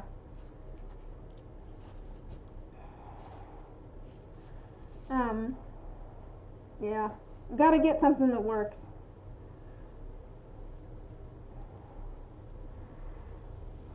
But yeah, it took like a couple of days to recover after driving for that long, because like we got back and then we helped unpack everything. Not like unpack everything, but like get everything moved into their new place here, because they moved from where they were living over to be in the same town as us, and like it's just like, man, and then I had to like wake up kind of early the next like couple of days to help with unboxing and stuff, and like I'm just like, I need to sleep in. It really kind of slowed things down a little bit for the dice stuff though. Epodex is rock hard after curing. Oh, okay, cool. I haven't heard of that one, but I wonder if that's more prevalent in Europe or something.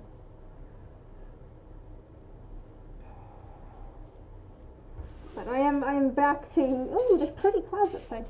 I'm luckily back to being rested now. But no, I couldn't polish things while I was out of town, because I'm not gonna leave my polishing tumblers going while I'm not here. I let them run for 8 hours at a time or something and shut them off for a minute. But like I'm not gonna leave them running for 3 days or whatever it is. Oh, this German comes from, yeah, okay, so it's probably more of a European one. But cool, I'm glad that it works well for you.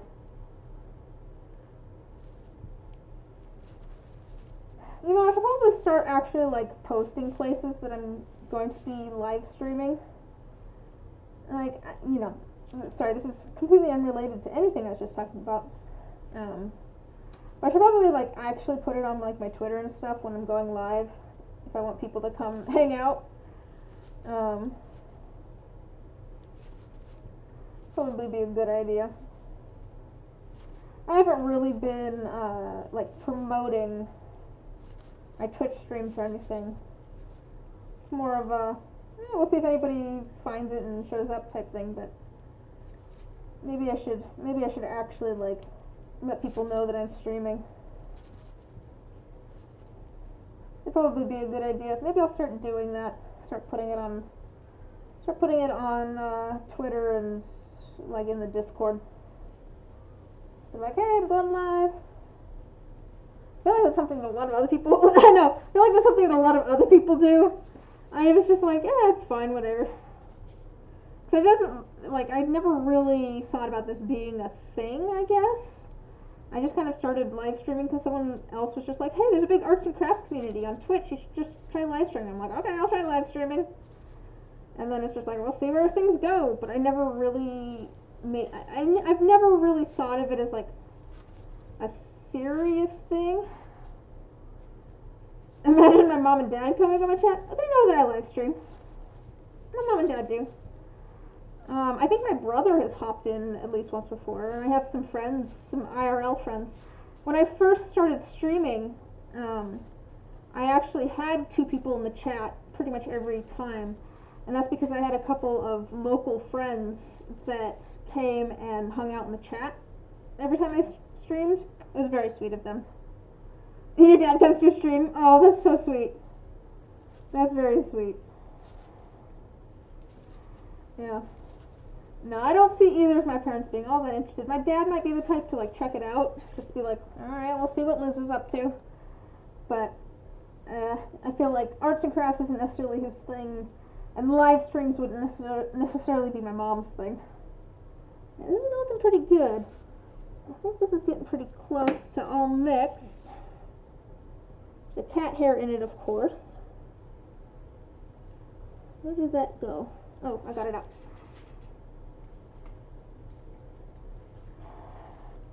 But it made me so happy. It makes me really happy when like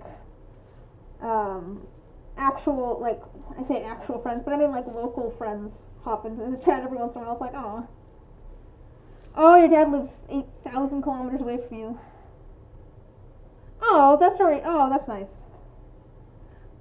I'm glad that you guys have found a way to connect. That's really sweet. Yeah, that's a long way. I think this is looking pretty good. So I'm towards the bottom of my resin containers, so it's kind of cloudy. It'll get clear as it cures, but right now it's kind of cloudy. It makes it a little bit difficult to see if it's mixed completely, but it looks like it is. It looks like everything's all mixed up. Let me just scrape the sides one more time, scrape the bottom, and we'll call that good to go, I think. As long as I don't see any streaks or anything. It looks pretty homogeneous. Looks like it's all mixed together. Not seeing any streaks in it. Alright, so first things first, I think I'm going to do these ones that need a little bit of clear. I want to get these done. Oh, he lives in Martinique. Oh, okay.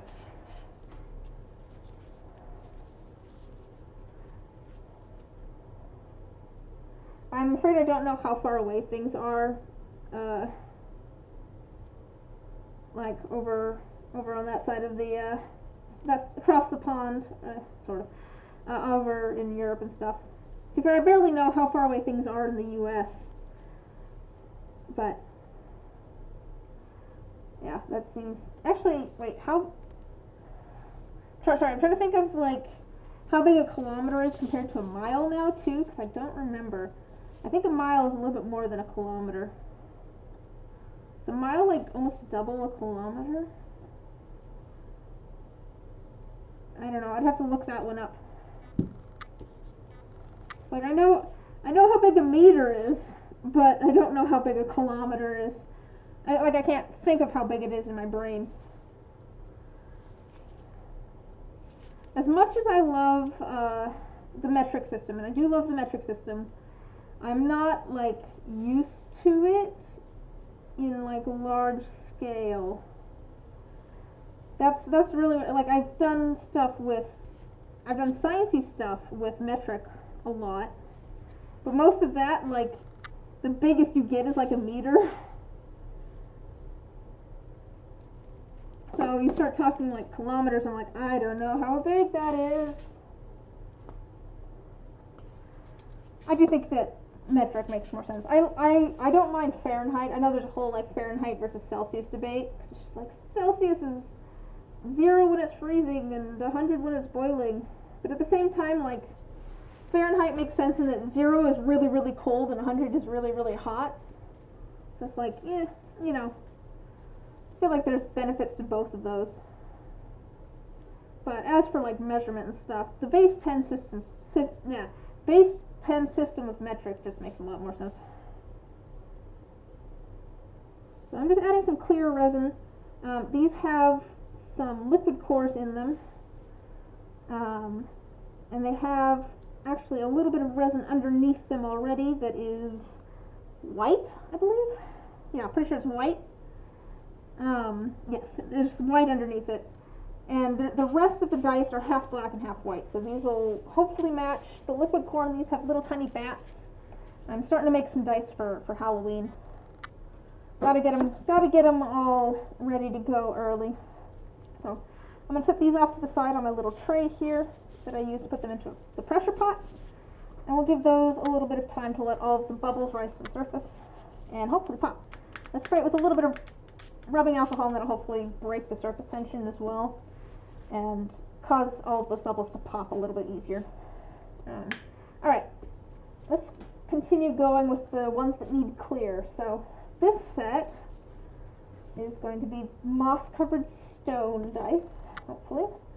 I filled each of these with some moss in the bottom. Let me show you. Sorry, there's always cat hair everywhere. There's some moss in the bottom there. And we're going to put a little bit of clear resin in there, and then I have some inserts here that are supposed to look kind of like stones.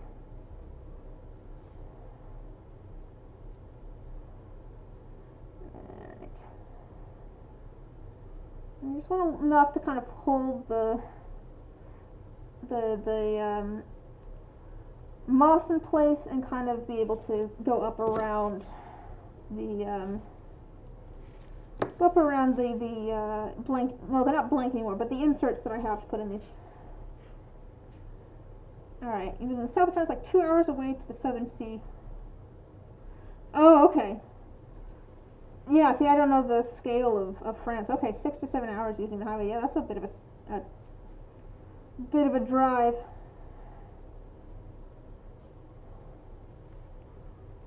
Yeah, that is a bit of a drive. Okay, this one, we're just going to fill up all the way. This one already has this kind of silvery stone part in there, so we're just going to fill that up. I think I actually want to move the moss around a little bit in there, though. But I'll do that in a moment. I start adding. Oh yeah.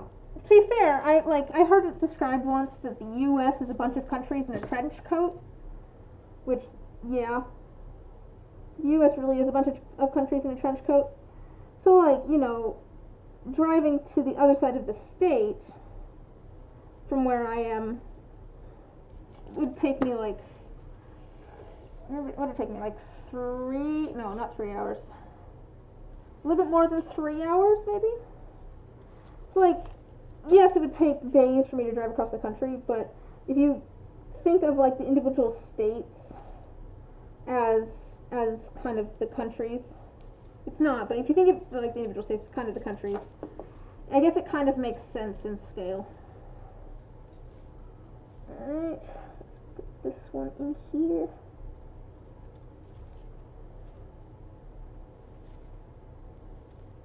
Alright. Let's see, Martinique. Oh, yeah. Martinique, it doesn't take very long. That makes sense. Yeah, I mean, and then, you know, some countries and some states are smaller than others and all that sort of stuff too, but I think the scale makes more sense if you think of the different states of the United States being the size of countries.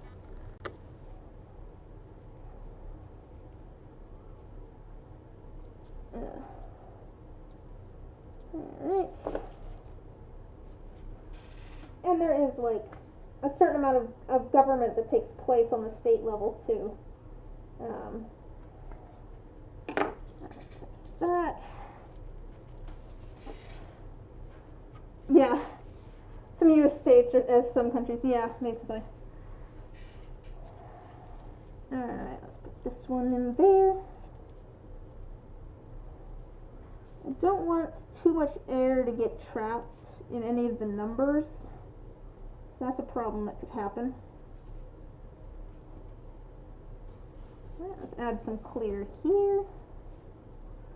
I am kind of excited to see how these turn out. I hope they turn out well. This is one of those ones where it's like maybe a little bit of an experiment. So it's like, you know, it may turn out not great and I'll know what to do next time, but I'm hoping that it just turns out well the first try. Alright. That has some air bubbles that need to rise to the surface.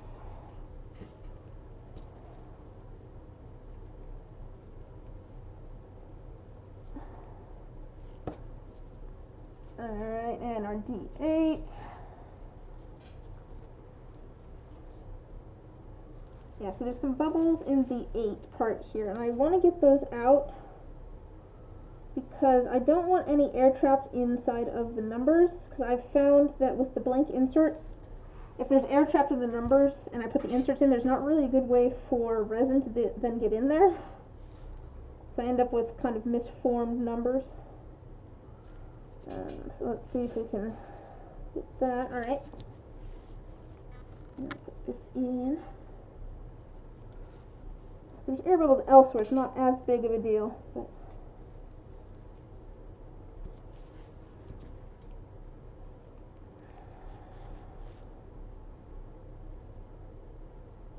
alright.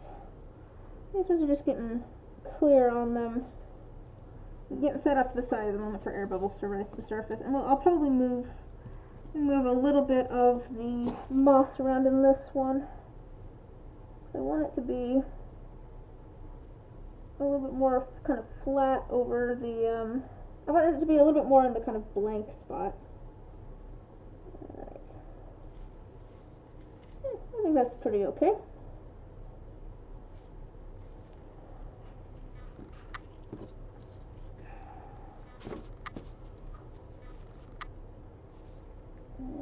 Yeah, we're still ain't. Yeah, ain't is a weird one. To be fair, I think isn't ain't the one that's like not technically a word? Although at the same time, like, what makes something a word? Is it, you know, people using it a whole bunch? Because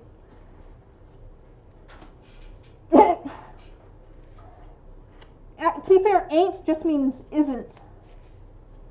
It's the same thing as isn't, so is not. Like, it ain't right, it is not right, it isn't right. Yeah, that's really what it is. It's just a different way of saying isn't. I can't think of any examples where that doesn't work, anyways. It's one of those ones, you know, that was something, I think I saw, I didn't actually watch the video, but I saw it on YouTube. I think it was recommended to me. So I don't need to put that in there. That was talking about English for non-English speakers. And it was, you know, I saw a little preview of it, and it was talking about some of the, like, things that,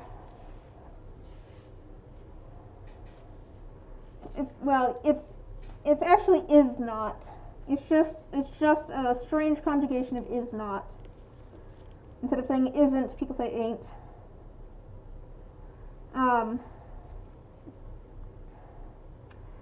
But some of the way that like words get slurred together and stuff, because like, for example, I say I don't know. If I say I don't know, you know, it means I don't know, but you know, it gets slurred together so much that if you're not used to that and you've only learned the individual words of like I, don't, and know, it would probably make very little sense.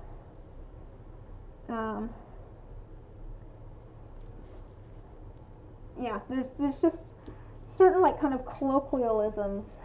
Yeah, dunno. Exactly.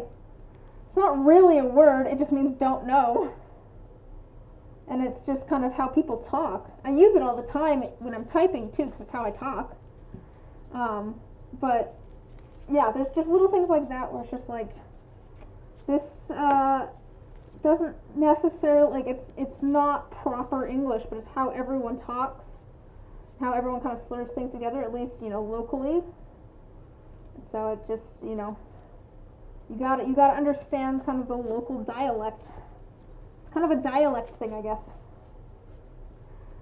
Alright, this needs to go in.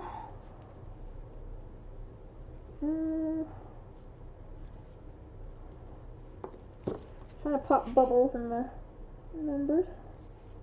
And not add cat hair like I just did. No, get out. Okay. Keep adding cat hair. I let Fitz in here a little bit earlier. I mean, I did it early in the stream too, but I let him in a little bit earlier because he was so sad. I think he's probably gone upstairs and gone to sleep somewhere. He's given up his caterwauling, his panicked cries of unhappiness. He's probably upstairs sleeping now. Alright, there we go. Catch meow.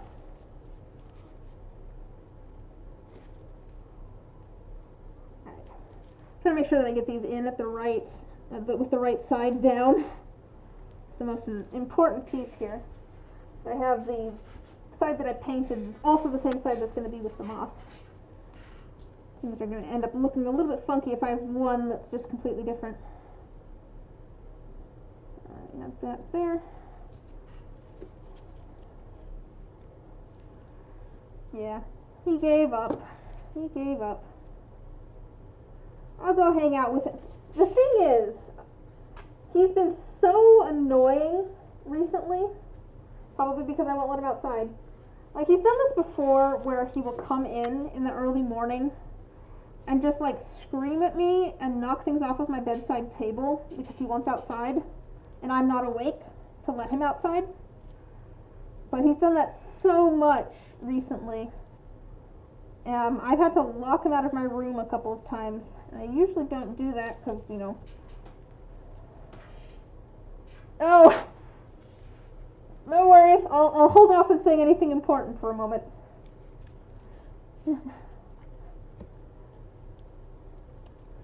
Oh, that is the worst. I've done that before too, where I'll be watching something and then it's like buffering weird. Oh, come on. Nope, nope, nope. There we go. Come on. There we go.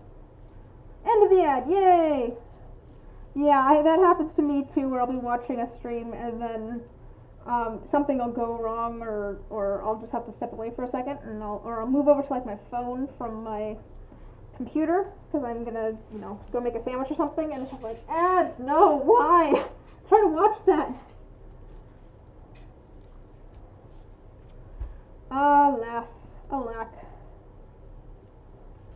Gotta get that sweet, sweet 3 cents of ad revenue. That's a joke. Sort of. It is kind of funny. That was something that was funny to me. When I first reached affiliate on Twitch,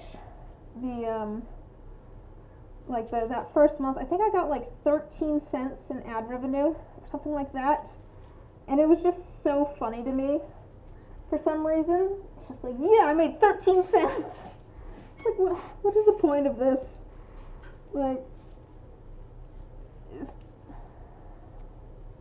yes, those ads that make us so rich. Yes, exactly. Alright.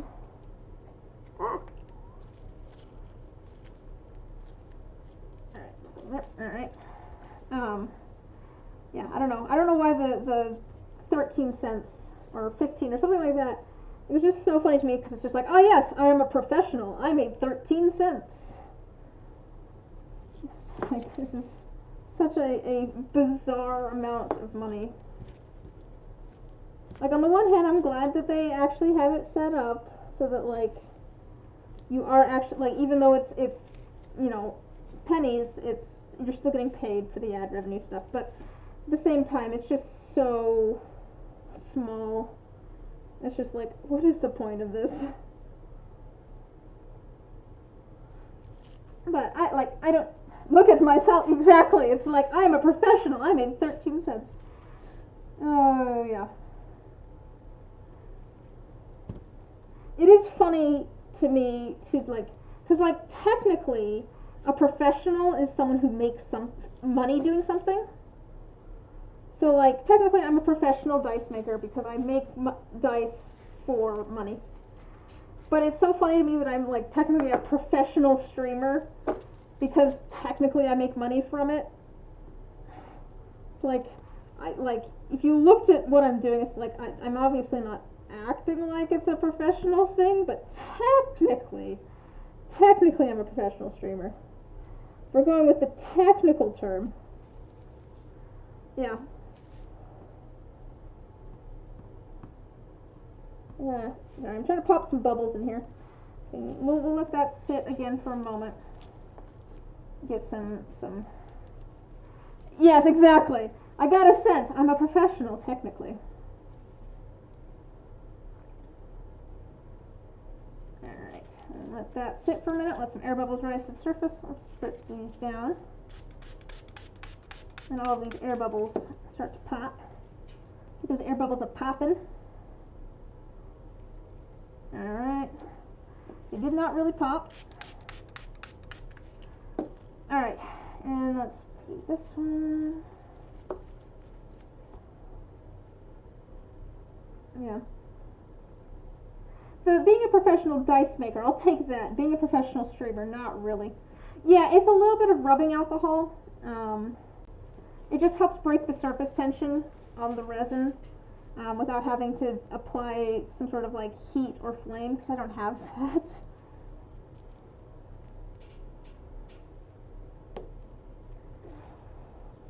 Come on. Nope, nope, nope, nope, nope, nope, nope. Ah! Wrong one's up now. Just a second. This could be a mess.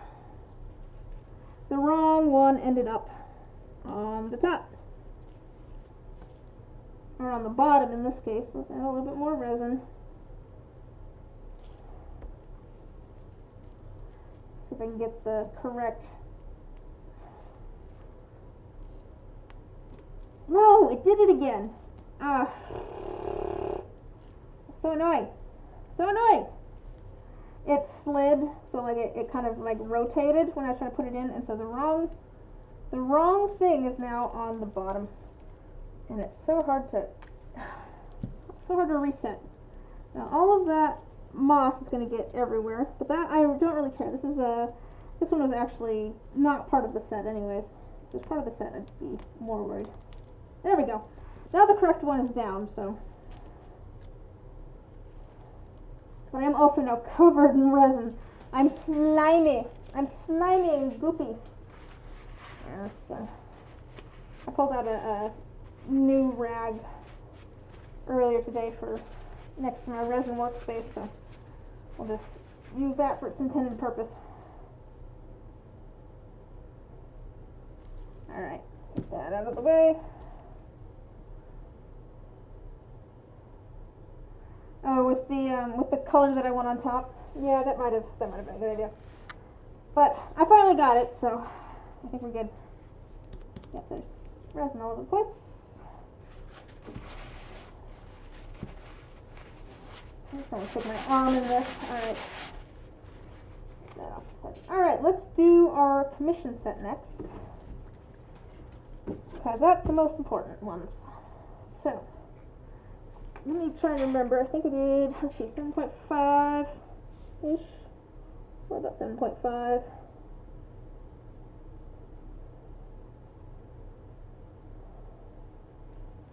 Like that one, we're going to do about 7.5 of this one, which is going to be our blue. And then we're going to have our clear. So let's see, that's about 15. Let's do about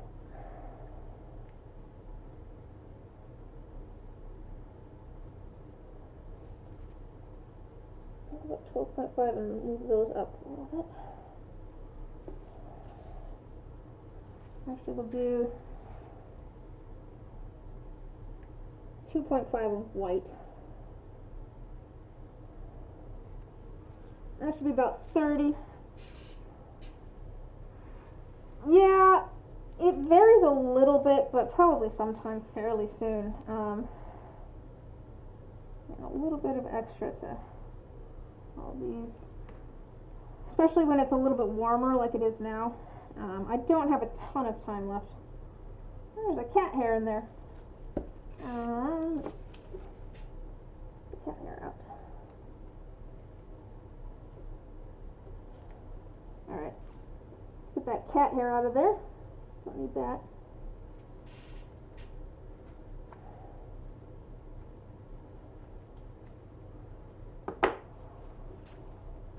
Alright. Yeah.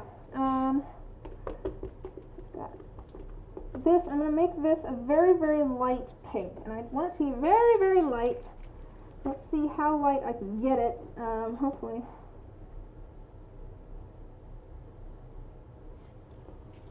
Hopefully this isn't too bright. Oh, perfect. Very, very light pink. That's what I wanted.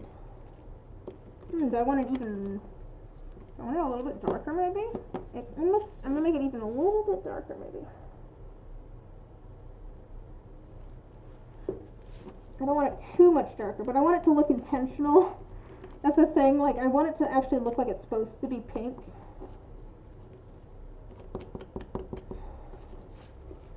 And it doesn't quite look like it's intentional, I don't think. I want it to kind of match everything. Alright, let's see here. Is that a little bit better? I think that's probably good. Mix up my hot pink and my blue real quick here. I might wait until this is a little bit thicker. I'm probably going to add the initial pink now. But I'm probably going to wait until it's a little bit thicker to add the dark, like the bright pink and the blue. Actually, I made a note of what I did last time, so let's see. So we have 1 drop of that. We'll see if this recipe that I wrote down works. I actually went back and like watched how I made these colors in the last stream. So I was just like, and one of each of these. Okay. So I was just like that. Like the colors turned out perfect, but it was the design that had a problem. I'm like, I want these colors again. How did I get those colors before? And one of these. Alright, let me move these off to the side. I actually want this one up here. Oops. And let's try stirring this up and see how this looks. We'll see if this turned out to the correct blue color. Let's see. It's probably, you can't talk with people and resin. When you do resin, you have to focus and do it quick before it starts to get thick. Yeah, that's fair. That makes sense. A lot of sense. Yeah, I need to add some more white, I think.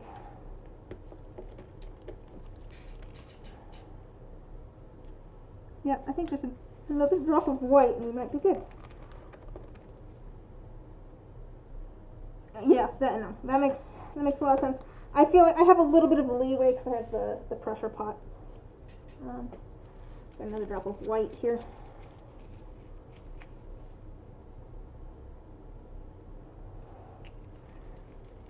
Let's see how that is.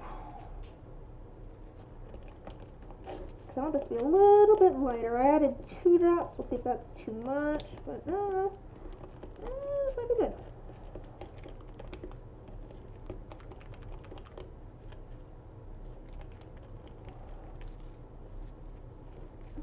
I'm trying to match it to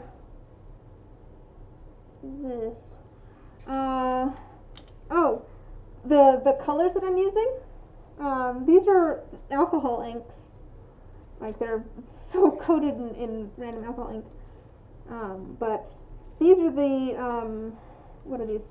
Jacquard white acrylic paint, you could use a little bit of it, but keep in mind that it's water-based, so if you use too much of it, it probably won't cure quite right. I think you can use it in little amounts. I haven't tried it, but I think that could be a problem, just to keep in mind.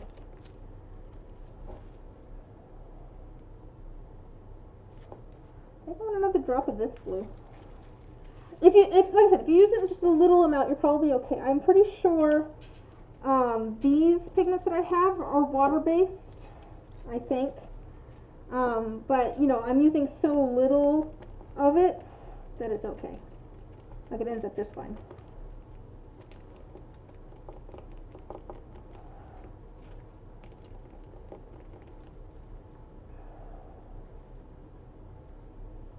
Yeah, that looks pretty good. I think that's pretty good. We got our blue. We got a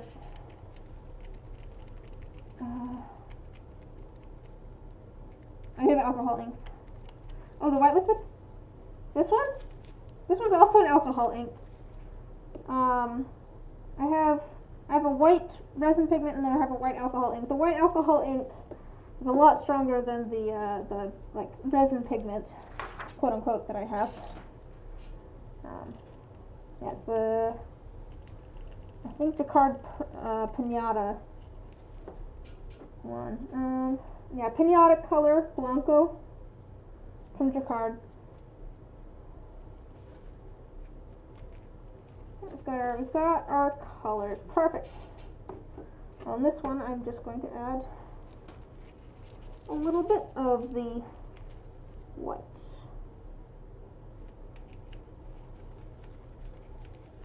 Yeah, I really like this this white. I actually got more of it because I'm almost out of that. Like, I use so much white alcohol ink. That is probably the colorant that I use the most, is the white alcohol ink. Because it's useful in so many different things. Like, I use it in dirty pours, I use it in Petri.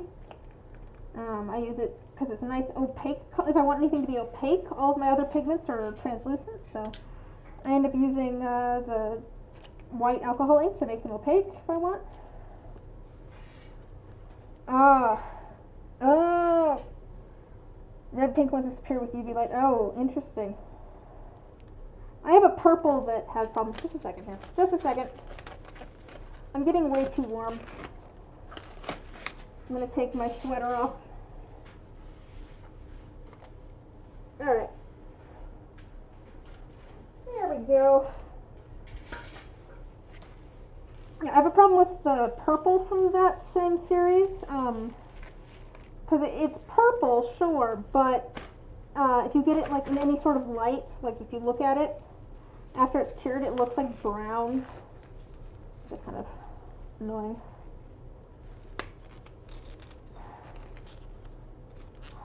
Oh my gosh. My finger. Okay. Okay. There we go. Like I said, I'm going to do these a little bit later once it's a little bit thicker, I think. I'll add this pink now, not all of it, but most of it, to our molds. But I want the resin to be a little bit thicker when I put it in, so that it doesn't all sink and everything. She did a resin epoxy thing with the pink ink, knowing that you wouldn't put UV. Okay, put it under UV light so it wouldn't disappear. Oh, but you left it under out in the sun, and now the pink's gone.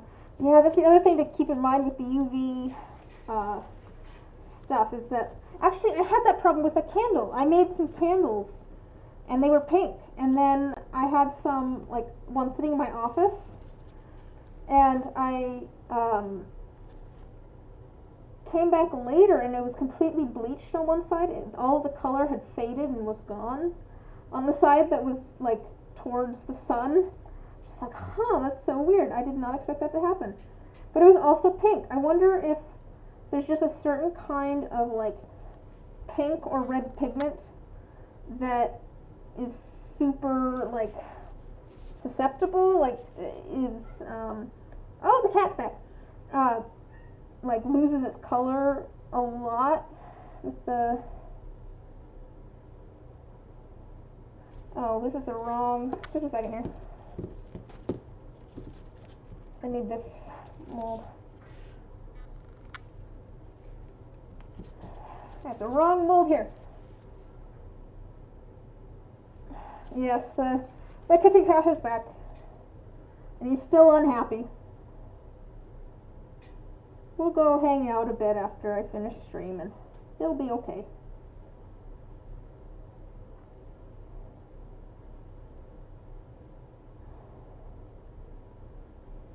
Let's add some more here. Okay, I'm going to leave a little bit of resin here, and that's because I'm going to mix in a couple things. Yeah. Oh, I'm sure it's the pigment, yeah. Oops. I wonder if though, because like, you know, I'm using a wax color, not a like resin color. I wonder if there's just like a material that like pink or red colorant is made out of that is super susceptible to UV light. Like that's I guess that's kind of what my question is like, what is it that like makes up the pink pigment that is causing this problem?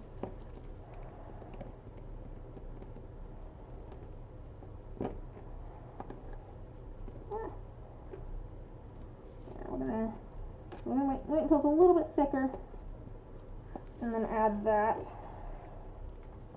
While we're waiting on those, let's get these other things going. So I think I want about, we'll say 12.5, and I want about 12.5,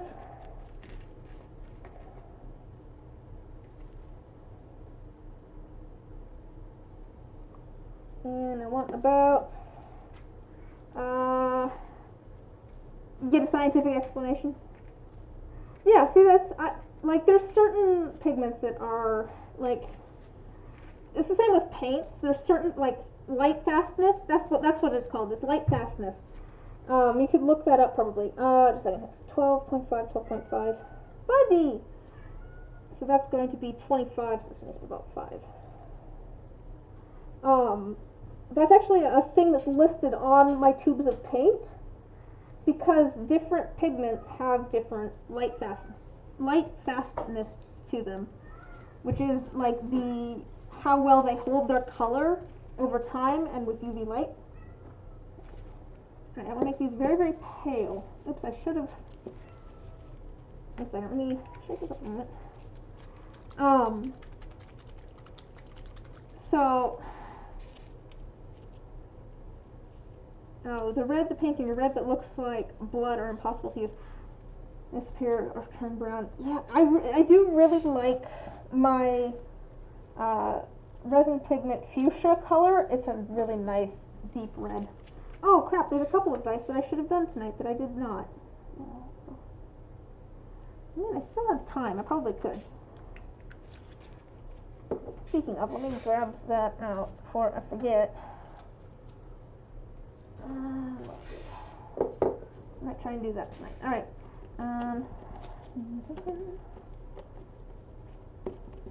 That's maybe a little bit darker even than I was meaning, but that's fine. Just making kind of a shimmery orange here. Kind of a nice palish orange with some shimmer in it. Some iridescent glitter. This one I need to make sure I add very, very little, because I know that this pigment a little bit goes a long way.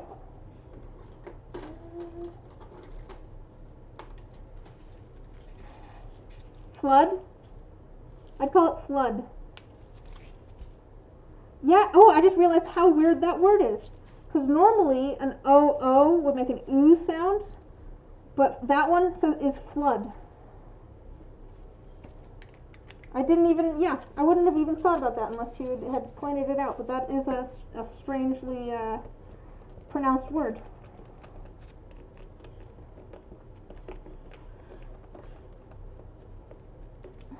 Man, English is weird when it comes to pronouncing things. Alright, so here's our nice light blue, our nice light orange. Yeah, so that's what I'm saying, like, normally, the O-O, the double O's, would make an oo sound like good. Like boo, like, you know, to scare someone you say boo, like a ghost says boo. To be good doesn't even have the O-O-oo sound. It's more like an sound. Man, English is a pain, but no, yeah, I'd say flood. More like, it sounds more like it would have a U in it than a double O.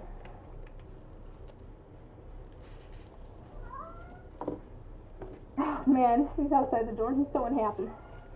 Okay, these ones I need to do a D12. D12.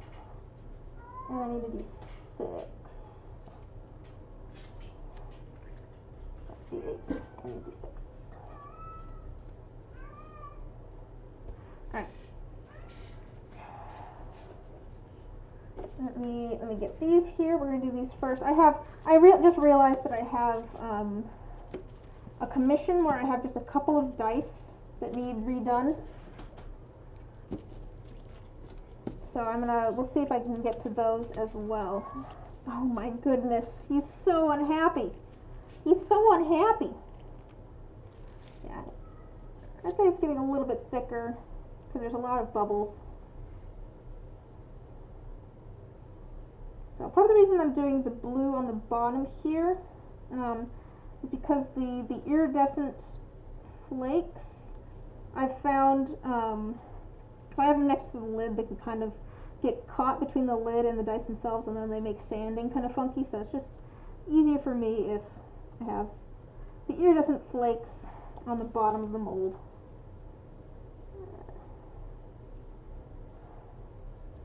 Yes, will you open the door? Will you open the door, human, please? Need to spread my hair all over your resin. Thank you.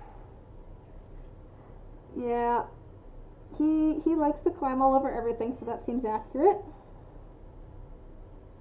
I'm trying to get this kind of even in here. Doesn't need to be 100% even, but I want it to be like almost halfway, sort of. Yeah, he's a bit of a troublemaker, that cat. He's definitely a bit of a troublemaker. It's kind of funny, because, like, I think, well, I don't know. I'd say the kitten is almost the least troublemaker-ish out of our cats, except for Koshi.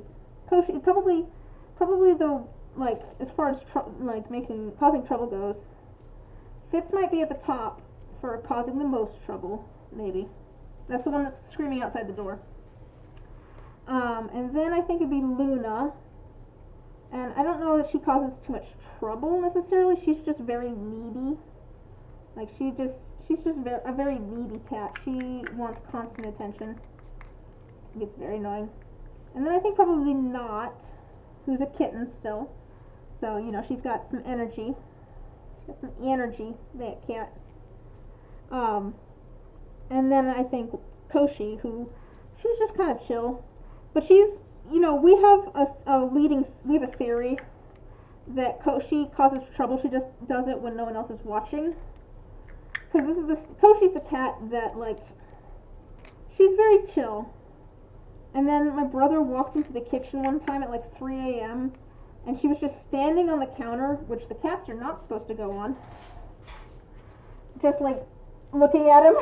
It's like, oh no, I've been caught. Just like, seems interesting, cat. Seems like one too much word. Well, that's the thing with French is that all of the adjectives are like you put them after you say duh. Because like, what I was gonna say before is, you know, I would say red fish, where as in French would be like poisson de rouge. My accent there was terrible, but you have the duh to do the adjectives, and it's just like, this seems unnecessary. Not, you know, not really, but blue.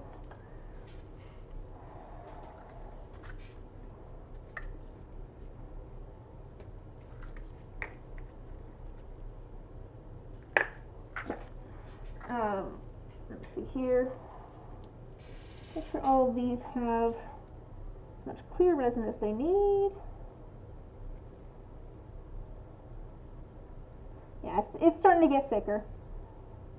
The resin's definitely starting to get thicker.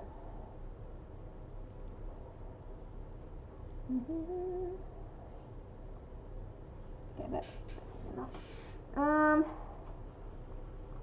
Man, you know, I think I'm gonna do these ones later. I'm gonna do these ones later. Let's see if I have enough. Do I have enough to fill this up? That's the real question here. I think maybe so. We're gonna try filling this keycap up because I really want to get this kind of done. Where did my tweezers? Ah, here's my tweezers. Oh, troublemaker cats are entertaining pets. Like, I love my cats. They're like a lot of fun. But it's just like, dude, what are you doing? Like, I wouldn't have it any other way. But at the same time, it's like, seriously. So I'm putting that in there, and hopefully that will show up and be able to say the right, tell me what type of keycap this is. Like I said, this is just going to be kind of one that I use to make molds and stuff. That's the idea anyways. So let's try this mold out for the first time ever, see how it goes. I might give that a second to let some air bubbles rise to the surface. It's not as big of a deal because this does actually have sprues. Got a little bit of extra clear resin, and that's good too. Oh, I need it here.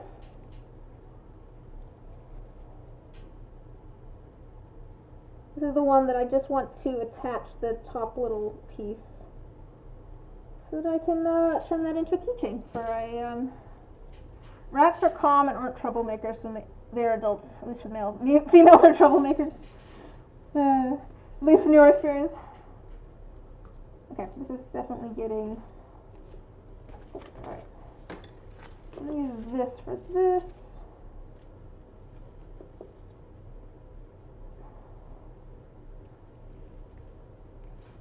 Yeah, for the short time that I was taking care of a rat, they seemed like very sweet pets.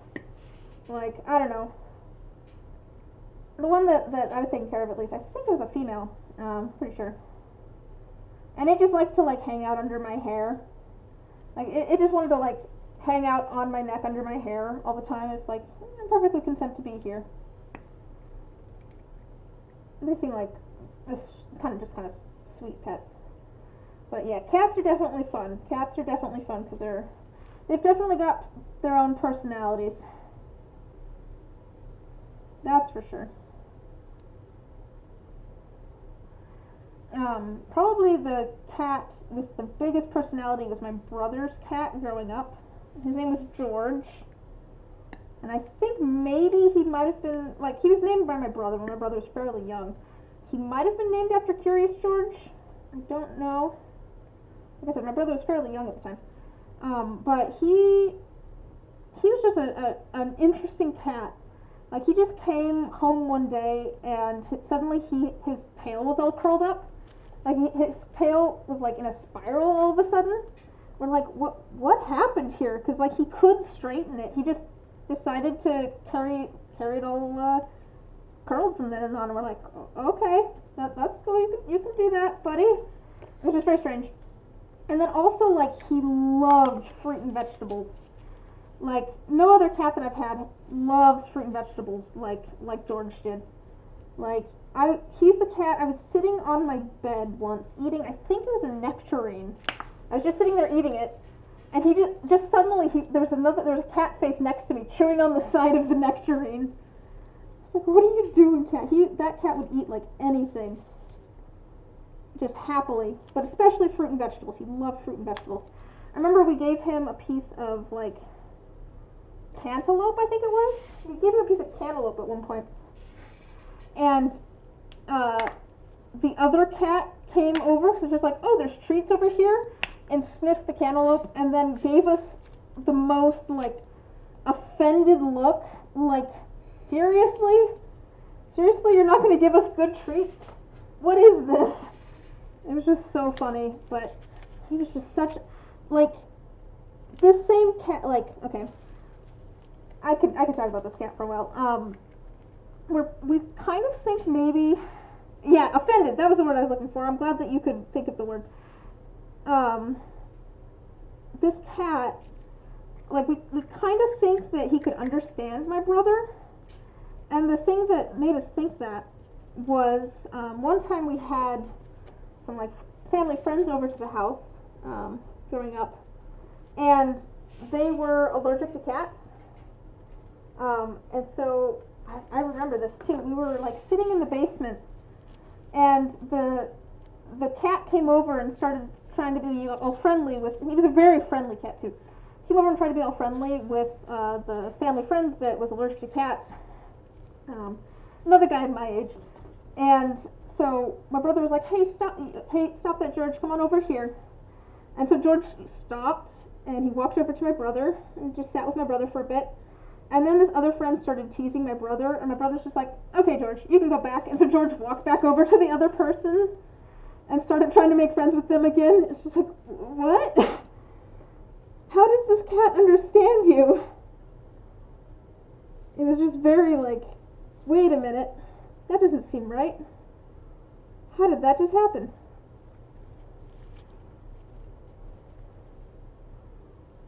He was a very strange cat. He had a lot of personality to him.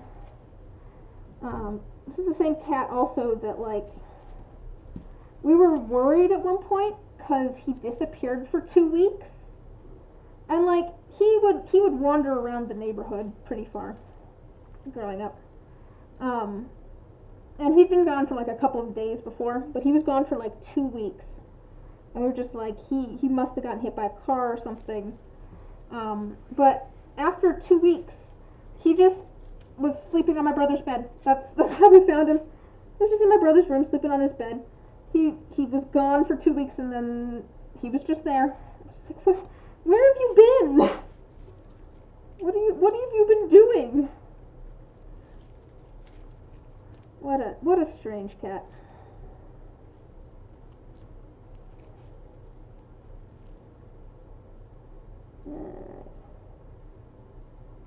We'll see how this orange looks. I'm not sure if the orange is going to look good or not.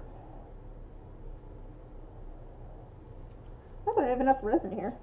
I'm not worried about that now, actually.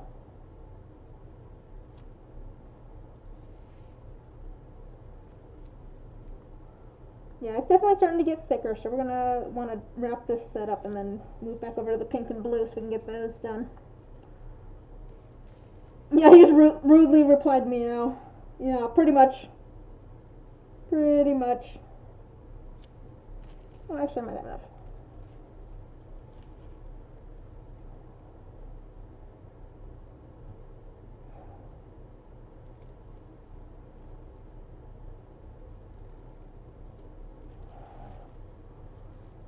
Let's add some orange to here.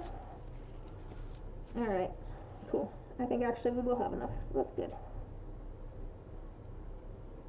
Just want to make sure that I have orange in all of these. And I put, I want it to be a little bit overfilled. Made you think about your first cat? What was your first cat like? Also a lot of personality, or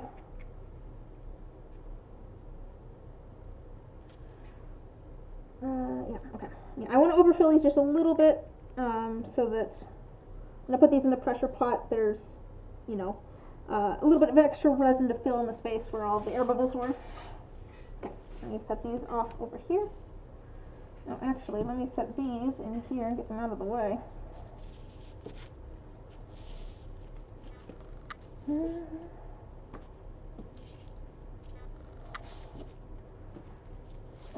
Okay, yep.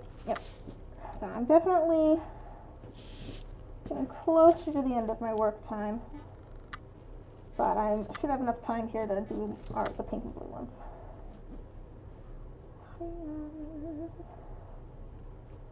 Oh, I wanted to add a little bit of this right here.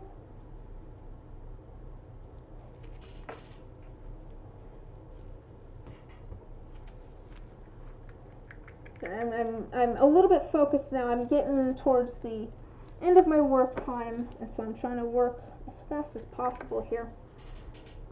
Just takes a little bit more concentration. That's the hard part.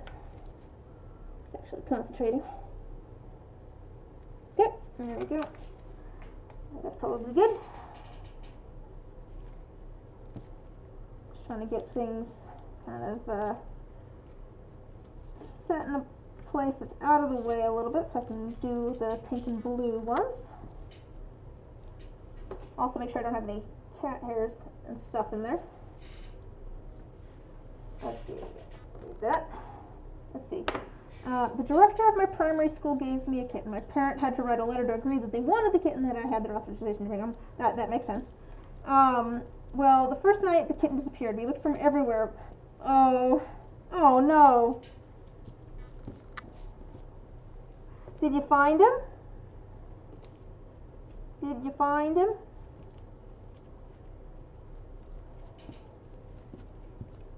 Let's switch this down.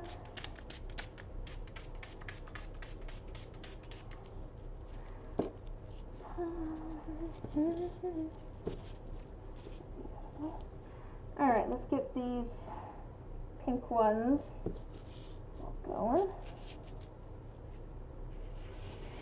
Alright, so these ones, this is the commission ones. I'm going to add the rest of the pink now. I have some different glitter in here and some little squares of white resin. So let's add, I'm going to add just kind of a glop to each of these, because the goal here is to kind of make it look like these are coming up from the bottom where I'm going to add all the color to. Yeah, when we lost Hope that night and decided to eat and go to sleep, we found him sleeping in a cereal box. Oh no. I mean, that's the thing with cats. It's just like they just sleep places. Yeah. Oh man. I'm sure you guys were so worried, and it's just like, oh, what's going on? I actually did that as a kid once. I was not super young, but I said to my parents, hey, I'm gonna go outside and read a book. Because it was you know, it was nice and warm out, but it wasn't like hot out or anything. I'm like, I'm gonna go outside and read a book. What I didn't realize is that they were both asleep at the time, and so I thought that they had like heard me, that I was gonna go outside. Because I spent a lot of time outside as a kid. And then I went and was reading my book, and then I got a little tired, so I went and decided to take a nap. And so I, started taking a nap outside. And my parents woke up from their nap, and they couldn't find me. And so, like, there was a whole thing of, like, I saw them kind of frantic, like, searching around. I'm like, so what's going on, guys? Like, I just kind of popped out of nowhere, and they're like, seriously? Just like, what? What's going on? I had, like, no idea that there was any sort of concern or hullabaloo going on. And I was just like, oh, cool, what's going on? What are you guys looking for? Not even, that's the thing with kittens. Like, I feel like most kittens, at least, they're either, like, attacking everything or they are asleep. Like, kittens they sleep so much. It's happened to you too? I guess maybe that's just something that happens with kids. They're just like, all right, I'm gonna go do something, and they are just oblivious to everything else going on. Let's get all of our blue in here. Come on. Is there a hole in this one or something?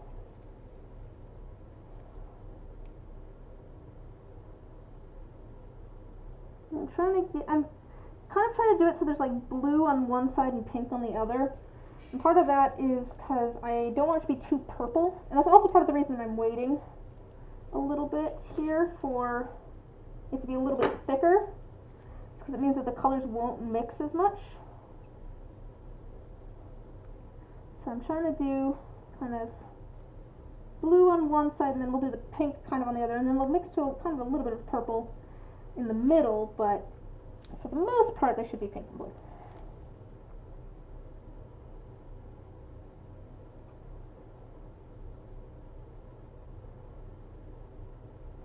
Alright, let me...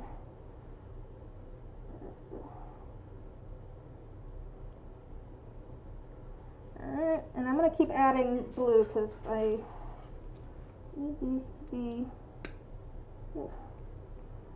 I need to use this resin because I measured it so that I would have kind of the right amount of resin. Let's add some more blue here.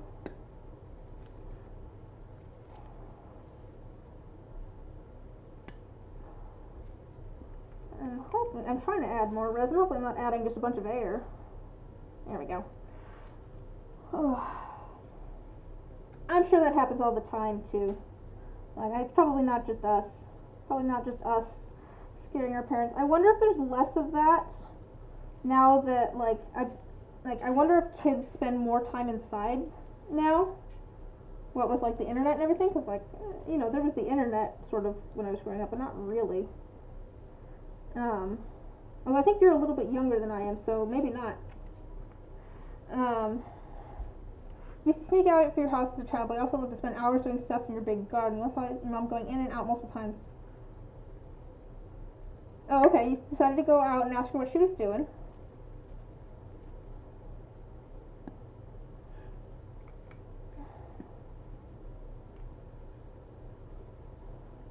And what was she doing? Alright, let's use this up in these D10s, I think. Because actually these are starting to look a little bit fuller.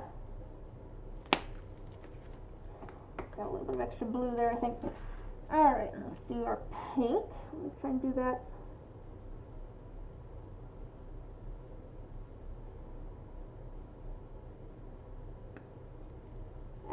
Let's actually do pink.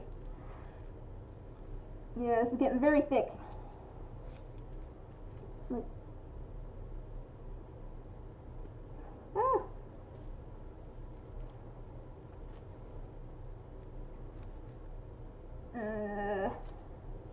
Actually getting any in the pipette?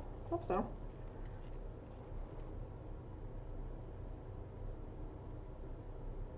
Hoping I don't end up with too much blue now, actually. Because I do want it to be...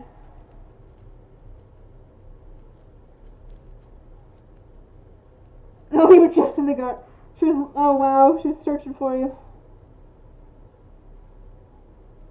I'm like, what's going on? Yeah. I guess this seems like... This must just be a kid thing to do. Just be like, I'm just chilling, while everyone else, like, and being completely oblivious that everyone else is looking for you. Alright.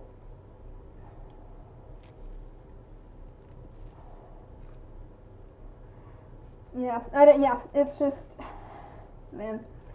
I don't know that my brother ever did that, but I think I was a little bit more of an outdoorsy, well, no, not necessarily outdoorsy, but I was more outgoing than he was, that's for sure.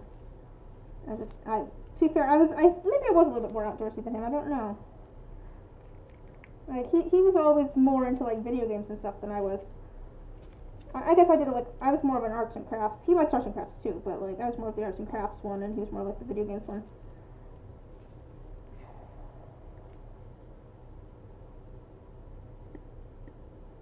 Ah, come on. I want to make sure I can get enough pink into these.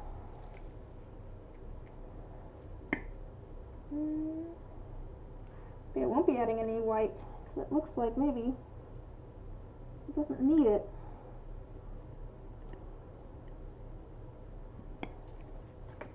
So alright,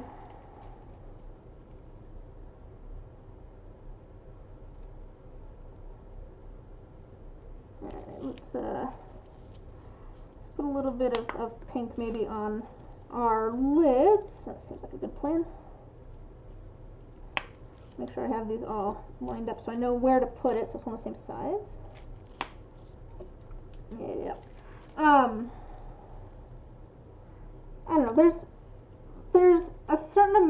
of naivete with being a kid that is very freeing, and I feel like that it almost lines up with that. And that sounds maybe not good, because like on the one hand it's good to be aware of your surroundings and know that you know what's going on around you, but at the same time there's a certain amount of freedom that comes with not having to worry about what other people are doing. Like when yeah, you're still learning obviously when you're a kid and stuff, and you know you just don't have the same amount of responsibility as when you're an adult.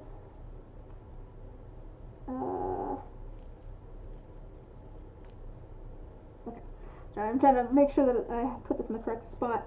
It's getting a little bit turned around.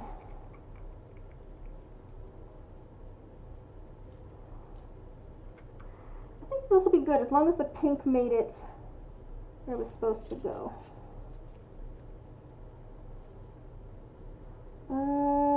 Nope, I had that correct the first time.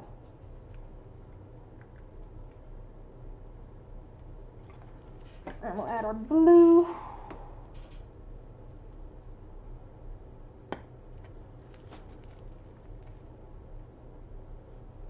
Okay. Trying to get this ready to go. We're almost there.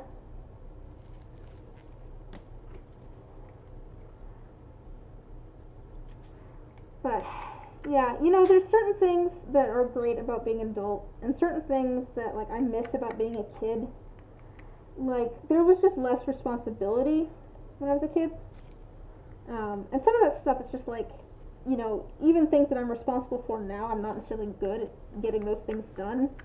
Like I have a lot of housework that I really need to do, and I just haven't, because just like I don't feel like I have the time, I guess, but. You know, at the same time, it's just like, you know, when you're a kid, things are just a little bit more straightforward. Usually, you know, hopefully you're in a situation where things are a little bit more straightforward, where, you know what you're supposed to be working on when. But when you're an adult, you have to start trying to like figure out that for yourself, which is, you know, at least for me, kind of difficult. Should I add a little bit of white? I don't think so. I don't think I'm going to add any white. I think the numbers are going to be in white, so I think that'll probably be good. When I was a child, I was an outdoor person too, especially with my friends. Then I started to isolate myself from the other teenagers in the neighborhood because they weren't turning good. That's when I became a no-life teenage. You know, looking back, it's like I was kind of a jerk as a kid, and like, you know, now it's just like, darn it, I was really bad at like respecting people's boundaries and stuff as a kid. I wish I had been better at that. But, yeah, I don't know, I've always been, you know, I was always kind of an active, I'm not really active now, I've become a lot more introverted as I've gotten older, definitely like a lot more introverted than I used to be. I don't think that's just the pandemic or anything, I don't know, I've learned to. This might overflow, we'll see how this goes. This one I am actually pushing down.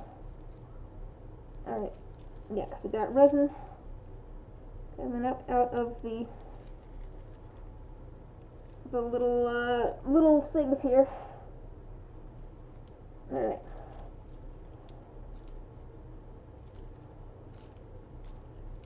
Alright, I think that's probably, oh my gosh, good. Not a little bit of a mess. A little bit of resin up top here so they can get pulled in if it needs to. Alright, got that. I've got a little bit of extra resin. I'll try putting that into some, maybe a D20. Let's put it into a D20. I'm going to put, let's see here, I'm just going to put all of our extra resin in here. This is how I end up with some of my bonus D20s sometimes. There's a couple of different ways that I end up, not bonus D20s, but like, here, I'll read that in just a moment. Like the single D20s, sometimes it's just like, I have extra resin left over, so, you know, now it gets put into a D20 mold. Sometimes it's like from a commission that didn't quite turn out, or a set of dice that didn't. Not all of the dice turned out. Sometimes I just make a single d20. Okay. The only thing I didn't miss about childhood is the fear. I feel like I was always in fear of many things. Fear to be punished, fear to have bad grades, fear of bullies, fear to talk to people because you're terribly shy. Fear. That's fair. That makes sense. I feel like, I don't know. I think I just had different fears as an adult, or maybe not. I don't know. I think I've gotten more anxious as I've gotten older too. And some of that I think, like, some, it's not a secret or anything that, like, I take antidepressants. And some of that I think maybe came from having, like, undiagnosed ADHD for 26 years.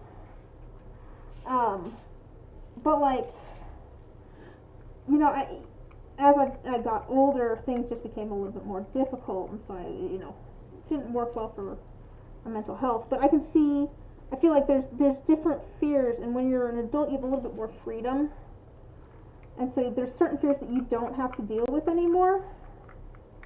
So that makes sense. That makes sense. Sounds like you're a bit of an anxious kid. I definitely was scared of things as a kid that I'm not as scared of now, but I have different fears. Alright, let's get all of this in here. Put all of this white in here.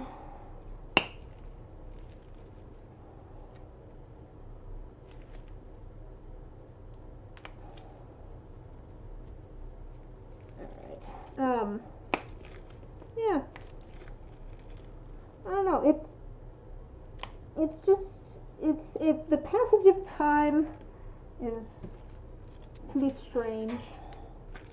Like, it's strange looking back and, like, realizing how much you've changed and how you're the same. Like I said before, it's like, man, I wish I was as weird as I used to be. But at the same time, part of the reason that I'm not maybe as weird as I used to be is because of, yeah, you just call them stress now. Yeah. There's definitely fears that I have that, like, hold me back from things. Like, that's what I was about to say is, like, I've said before, I wish I was as weird as I used to be, like, when I was younger. And, part of what's keeping me from that is just, like, but I still want people to like me. Like, when I was a kid, I didn't necessarily fear that. And some of it was also just, like, I want to be aware of how people around me are feeling. And I was bad at that as a kid. Like, I was bad at, like, trying to, piece together how what I was doing was affecting other people. And so there's a certain amount of, like, a sense of responsibility now that I didn't have as a kid that makes it so that I am trying to, what's the word? Act a certain way so that I make those around me comfortable. Okay. At the same time, it's not like I'm not gonna be weird. At this point, though, I just want an outlet to be a little bit weird. That's part of the reason that I was thinking that maybe I'll start trying to make YouTube videos again. I feel like that's a good outlet for being a little bit weird. But something like that could be fun. It just depends on who I'm around, too. Like,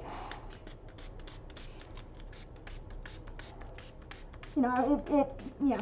It's like, what do people around me find funny? Let's see here.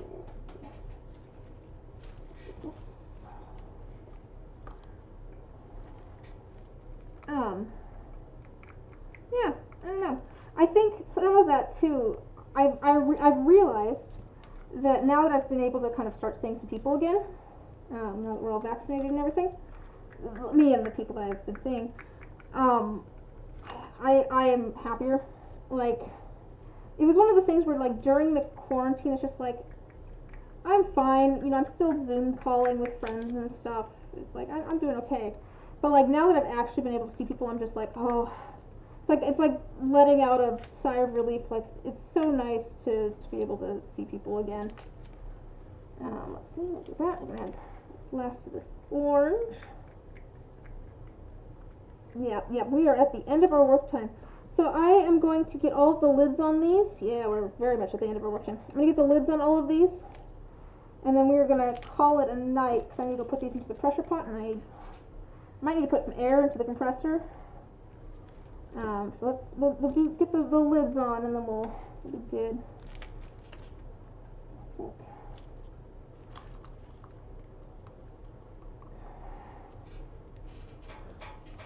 Yeah, you can see how thick that's gotten. It's like really thick honey now. Maybe I'll have some peanut butter and honey on toast after this.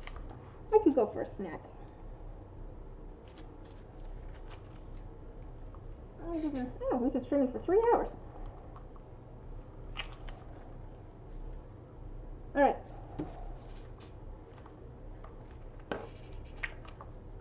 So let's get all these lids on, and then we will.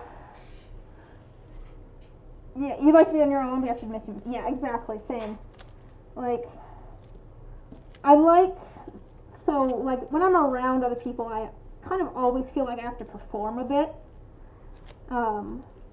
Which, to be fair, I'm an attention hog. I like performing, but it gets tiring.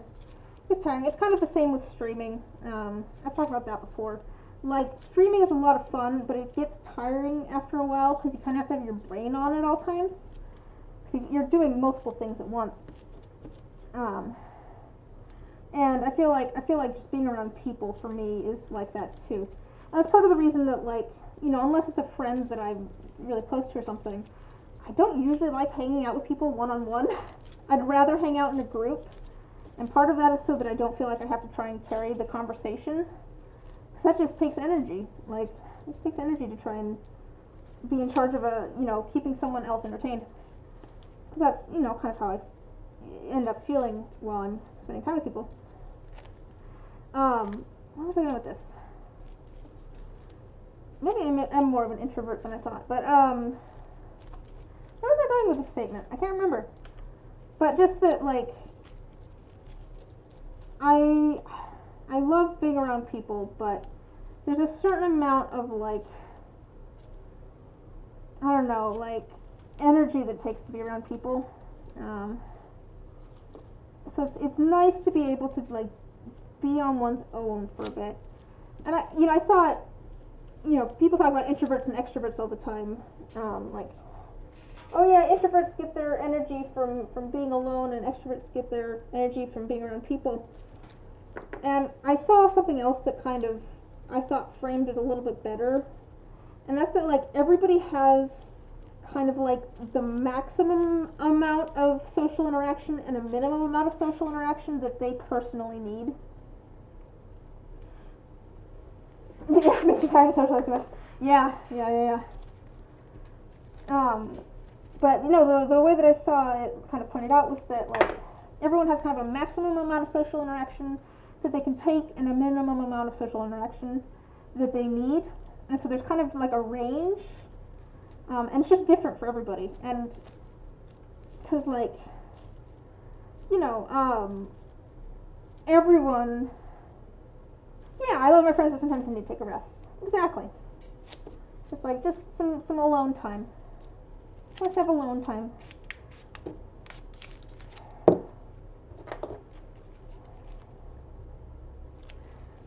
Be able to relax for a moment.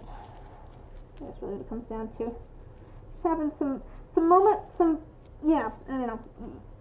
time alone to be able to let your guard down almost.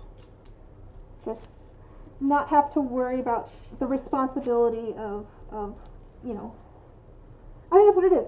I feel like there's a certain amount of responsibility when I am with friends to make sure that they're having a good time. And so it's nice to be alone sometimes where it does not feel like I have a responsibility to the people around me. I think that's what it comes down to. And I think that's part of the reason that I have become a little bit more introverted as I've gotten older. It's because I've become more aware of that responsibility, sort of.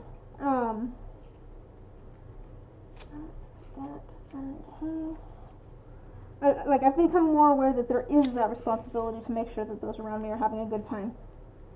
Yeah, I think that's what it is. I've just come to that realization. And so, like, yeah, it's nice to be able to have some time to not have to be responsible for other people. That's part of the reason. That's actually kind of similar to a reason that I've said I have really enjoyed working for myself. One of the reasons that I've said that I really love working for myself is that I'm not wasting anybody else's time, which maybe sounds a little bit weird, but like if I'm not actively working on something, the only person that's really going to affect is me. Like if I do something, if I get something done late, it really only reflects poorly on me, and it's really only going to reflect poorly probably to one person who I'm making something for. Having those social apps like Messenger, WhatsApp, Discord, phone call, and people waiting for me to reply the second they DM me. See, that's the thing. Like I will not immediately respond to people necessarily. And like if people say, "Hey, sorry," I'm like, "Dude, I realize you have a life." I don't know. I never expect people to get back to me immediately, unless I call them, and I usually only call them if there's some sort of like emergency or something, or I have already messaged them to say, "Hey, can I call you for a second?" And they've said yes. But I don't know. I never expect people to get back to me immediately. But also, like, I'm a product of a time where, smartphones weren't a thing. I also didn't have a smartphone for a long time. I don't even have Discord notifications on my phone. I have them on my computer. So, if I'm on my computer, I'll see things pop up, but don't have Discord notifications on my phone. It's like it's one of those things where it's like, if you really need to get a hold of me, Discord's not the way to do it. If you really need to get a hold of me, then Discord's not the way to do it. And I have all of my. Hey, to fair, I think the one I have was my first one too. I'm pretty sure the smartphone that I have over here is my first one. I've become entirely too dependent on it now. I use it so much for like watching YouTube videos while I'm working on other things and texting friends and all that sort of stuff. But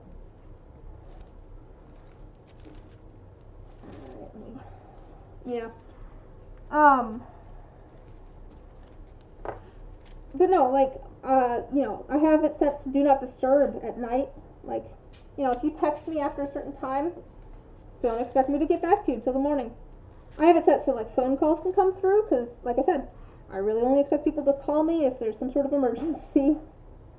But one of those things where I wonder if there's a little bit of a difference in culture between age groups. Because, but at the same time, I don't necessarily think that it's healthy to expect people to get back to you immediately. Because other people have lives. It's not their job to be working on your schedule. I think it's kind of rude, I guess, to assume that other people need to conform to your schedule. Oh, what's that? Oh, hi there. Hi, Kawaii Bunnies. Thanks for raiding. We're talking about like the sort of. Whoa, why is that? Sorry, just my things being all funny. All right. How are you all doing tonight? I'm sadly just kind of finishing things up here. We just got done making quite a few dice. I'm getting all the lids on so we can put them into the pressure pot. Bunnies. I like bunnies.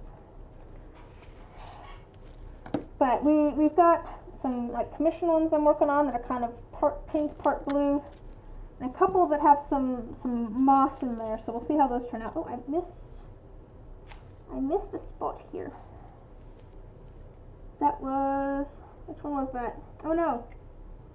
I seem to have, oh well, that's okay. Let me add a little bit of clear. I usually try to add a little bit of extra resin to the top here. There we go. Them cute bunnies reading us, yeah. So what did you guys just get done doing? Doing arts and crafts? Put all these lids on. Yeah, I mostly do resin here, but mostly do resin here. Maybe some. Oh, polymer clay sculpting. Ooh, that's exciting. What are you making? I like doing polymer clay stuff. I don't do a ton of it. I do some like little tiny things sometimes to put in my dice, but that's the majority of my polymer clay stuff. And I can show you in just a moment. Let me get all these lids on. But what are you making? Ooh, kawaii popsicle charms. That sounds very cute. I'm always impressed with people who do really like cute polymer clay stuff. Like I said, I mostly just make little tiny things to put in dice, but that's very fun. Well, thank you for stopping by. Yeah, I mostly do resin stuff. I do some other arts and crafts every once in a while. I do want to try doing soap, making soap on a stream at some point. So keep an eye out for that. But I'm glad that you guys could come and join us, even if it is just for a little bit. You tried clay, you couldn't. Oh, man, I mean, I did polymer clay before I ever did resin, but that's because all the polymer clay that I have, I inherited from my grandma. She's not dead, but she just doesn't use it anymore. But I remember as a kid going over to her house and doing polymer clay stuff with her. So she did polymer clay like necklaces and things. It just takes some practice. Yeah, I feel like that's the thing with all of the different arts and crafts is like it just takes practice, but you know, I'm one of those people where if I'm not good at it immediately, I get really discouraged. You needed mold to do the sculpting job for you. But yeah, I'm one of those people where if I'm not immediately good at it, I get really discouraged. So I understand that. But at the same time, it's good to I found that it is good to go and do things that you're not immediately good at, but that are still fun. I've talked about this before on my stream, but a little while back I went and did an online voice acting class via Zoom, and I was not very good at it. Not very good at it at all. But it was just really fun to do. And so your brats and bunnies here. Yeah, and kitty cats. But I think maybe he's left now. I had a cat screaming at my door earlier. He's very mad because he's not allowed out in the 110-degree heat. I was going to say though, I feel like the big reward of doing the voice acting class, something that I wasn't really good at, but that I was enjoying, was that I could see myself getting better at it. Like the things where maybe I kind of feel like I'm pretty okay at it starting out, there's the confidence that comes with that to a certain extent, but at the same time there's a certain amount of satisfaction that comes with getting better at something and like getting noticeably better at something. Like there's a certain amount of like, what's the word I'm looking for? What is the word I'm looking for? Achievement, like a sense of accomplishment. There we go. There's a sense of accomplishment, I think, with realizing that you have worked hard at something and that you've put the time and effort in to do it, as opposed to just being good at it. And I don't think I'll ever become a voice actor because, like I said, I'm not great at it. But I think it was good for me to do, partially because it was just, you know, something that was fun. Let me put this in here. This is just a little keychain. And like I said, I am finishing up for the night here. unfortunately, because I need to go put these into the pressure pot before they get all goopy more than they are. Here, let me quickly show you. Let me show you like some of the things I've made out of polymer clay.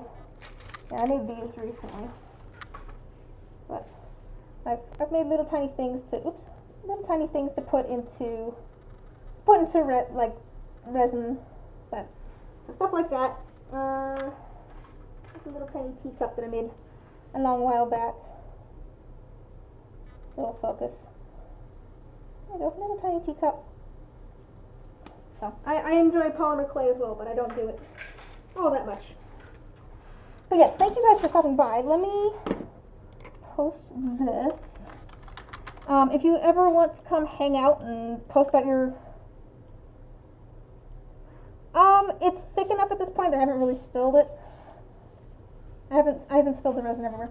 Yeah, if you want to come check out what I'm making or come post pictures of what you're making, feel free to come hang out on my Discord.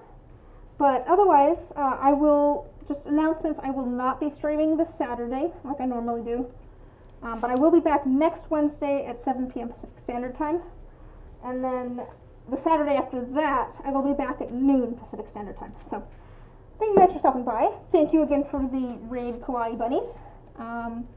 Hopefully I can check out some of your work as well. And I will hopefully see you guys next Wednesday. Alright, bye!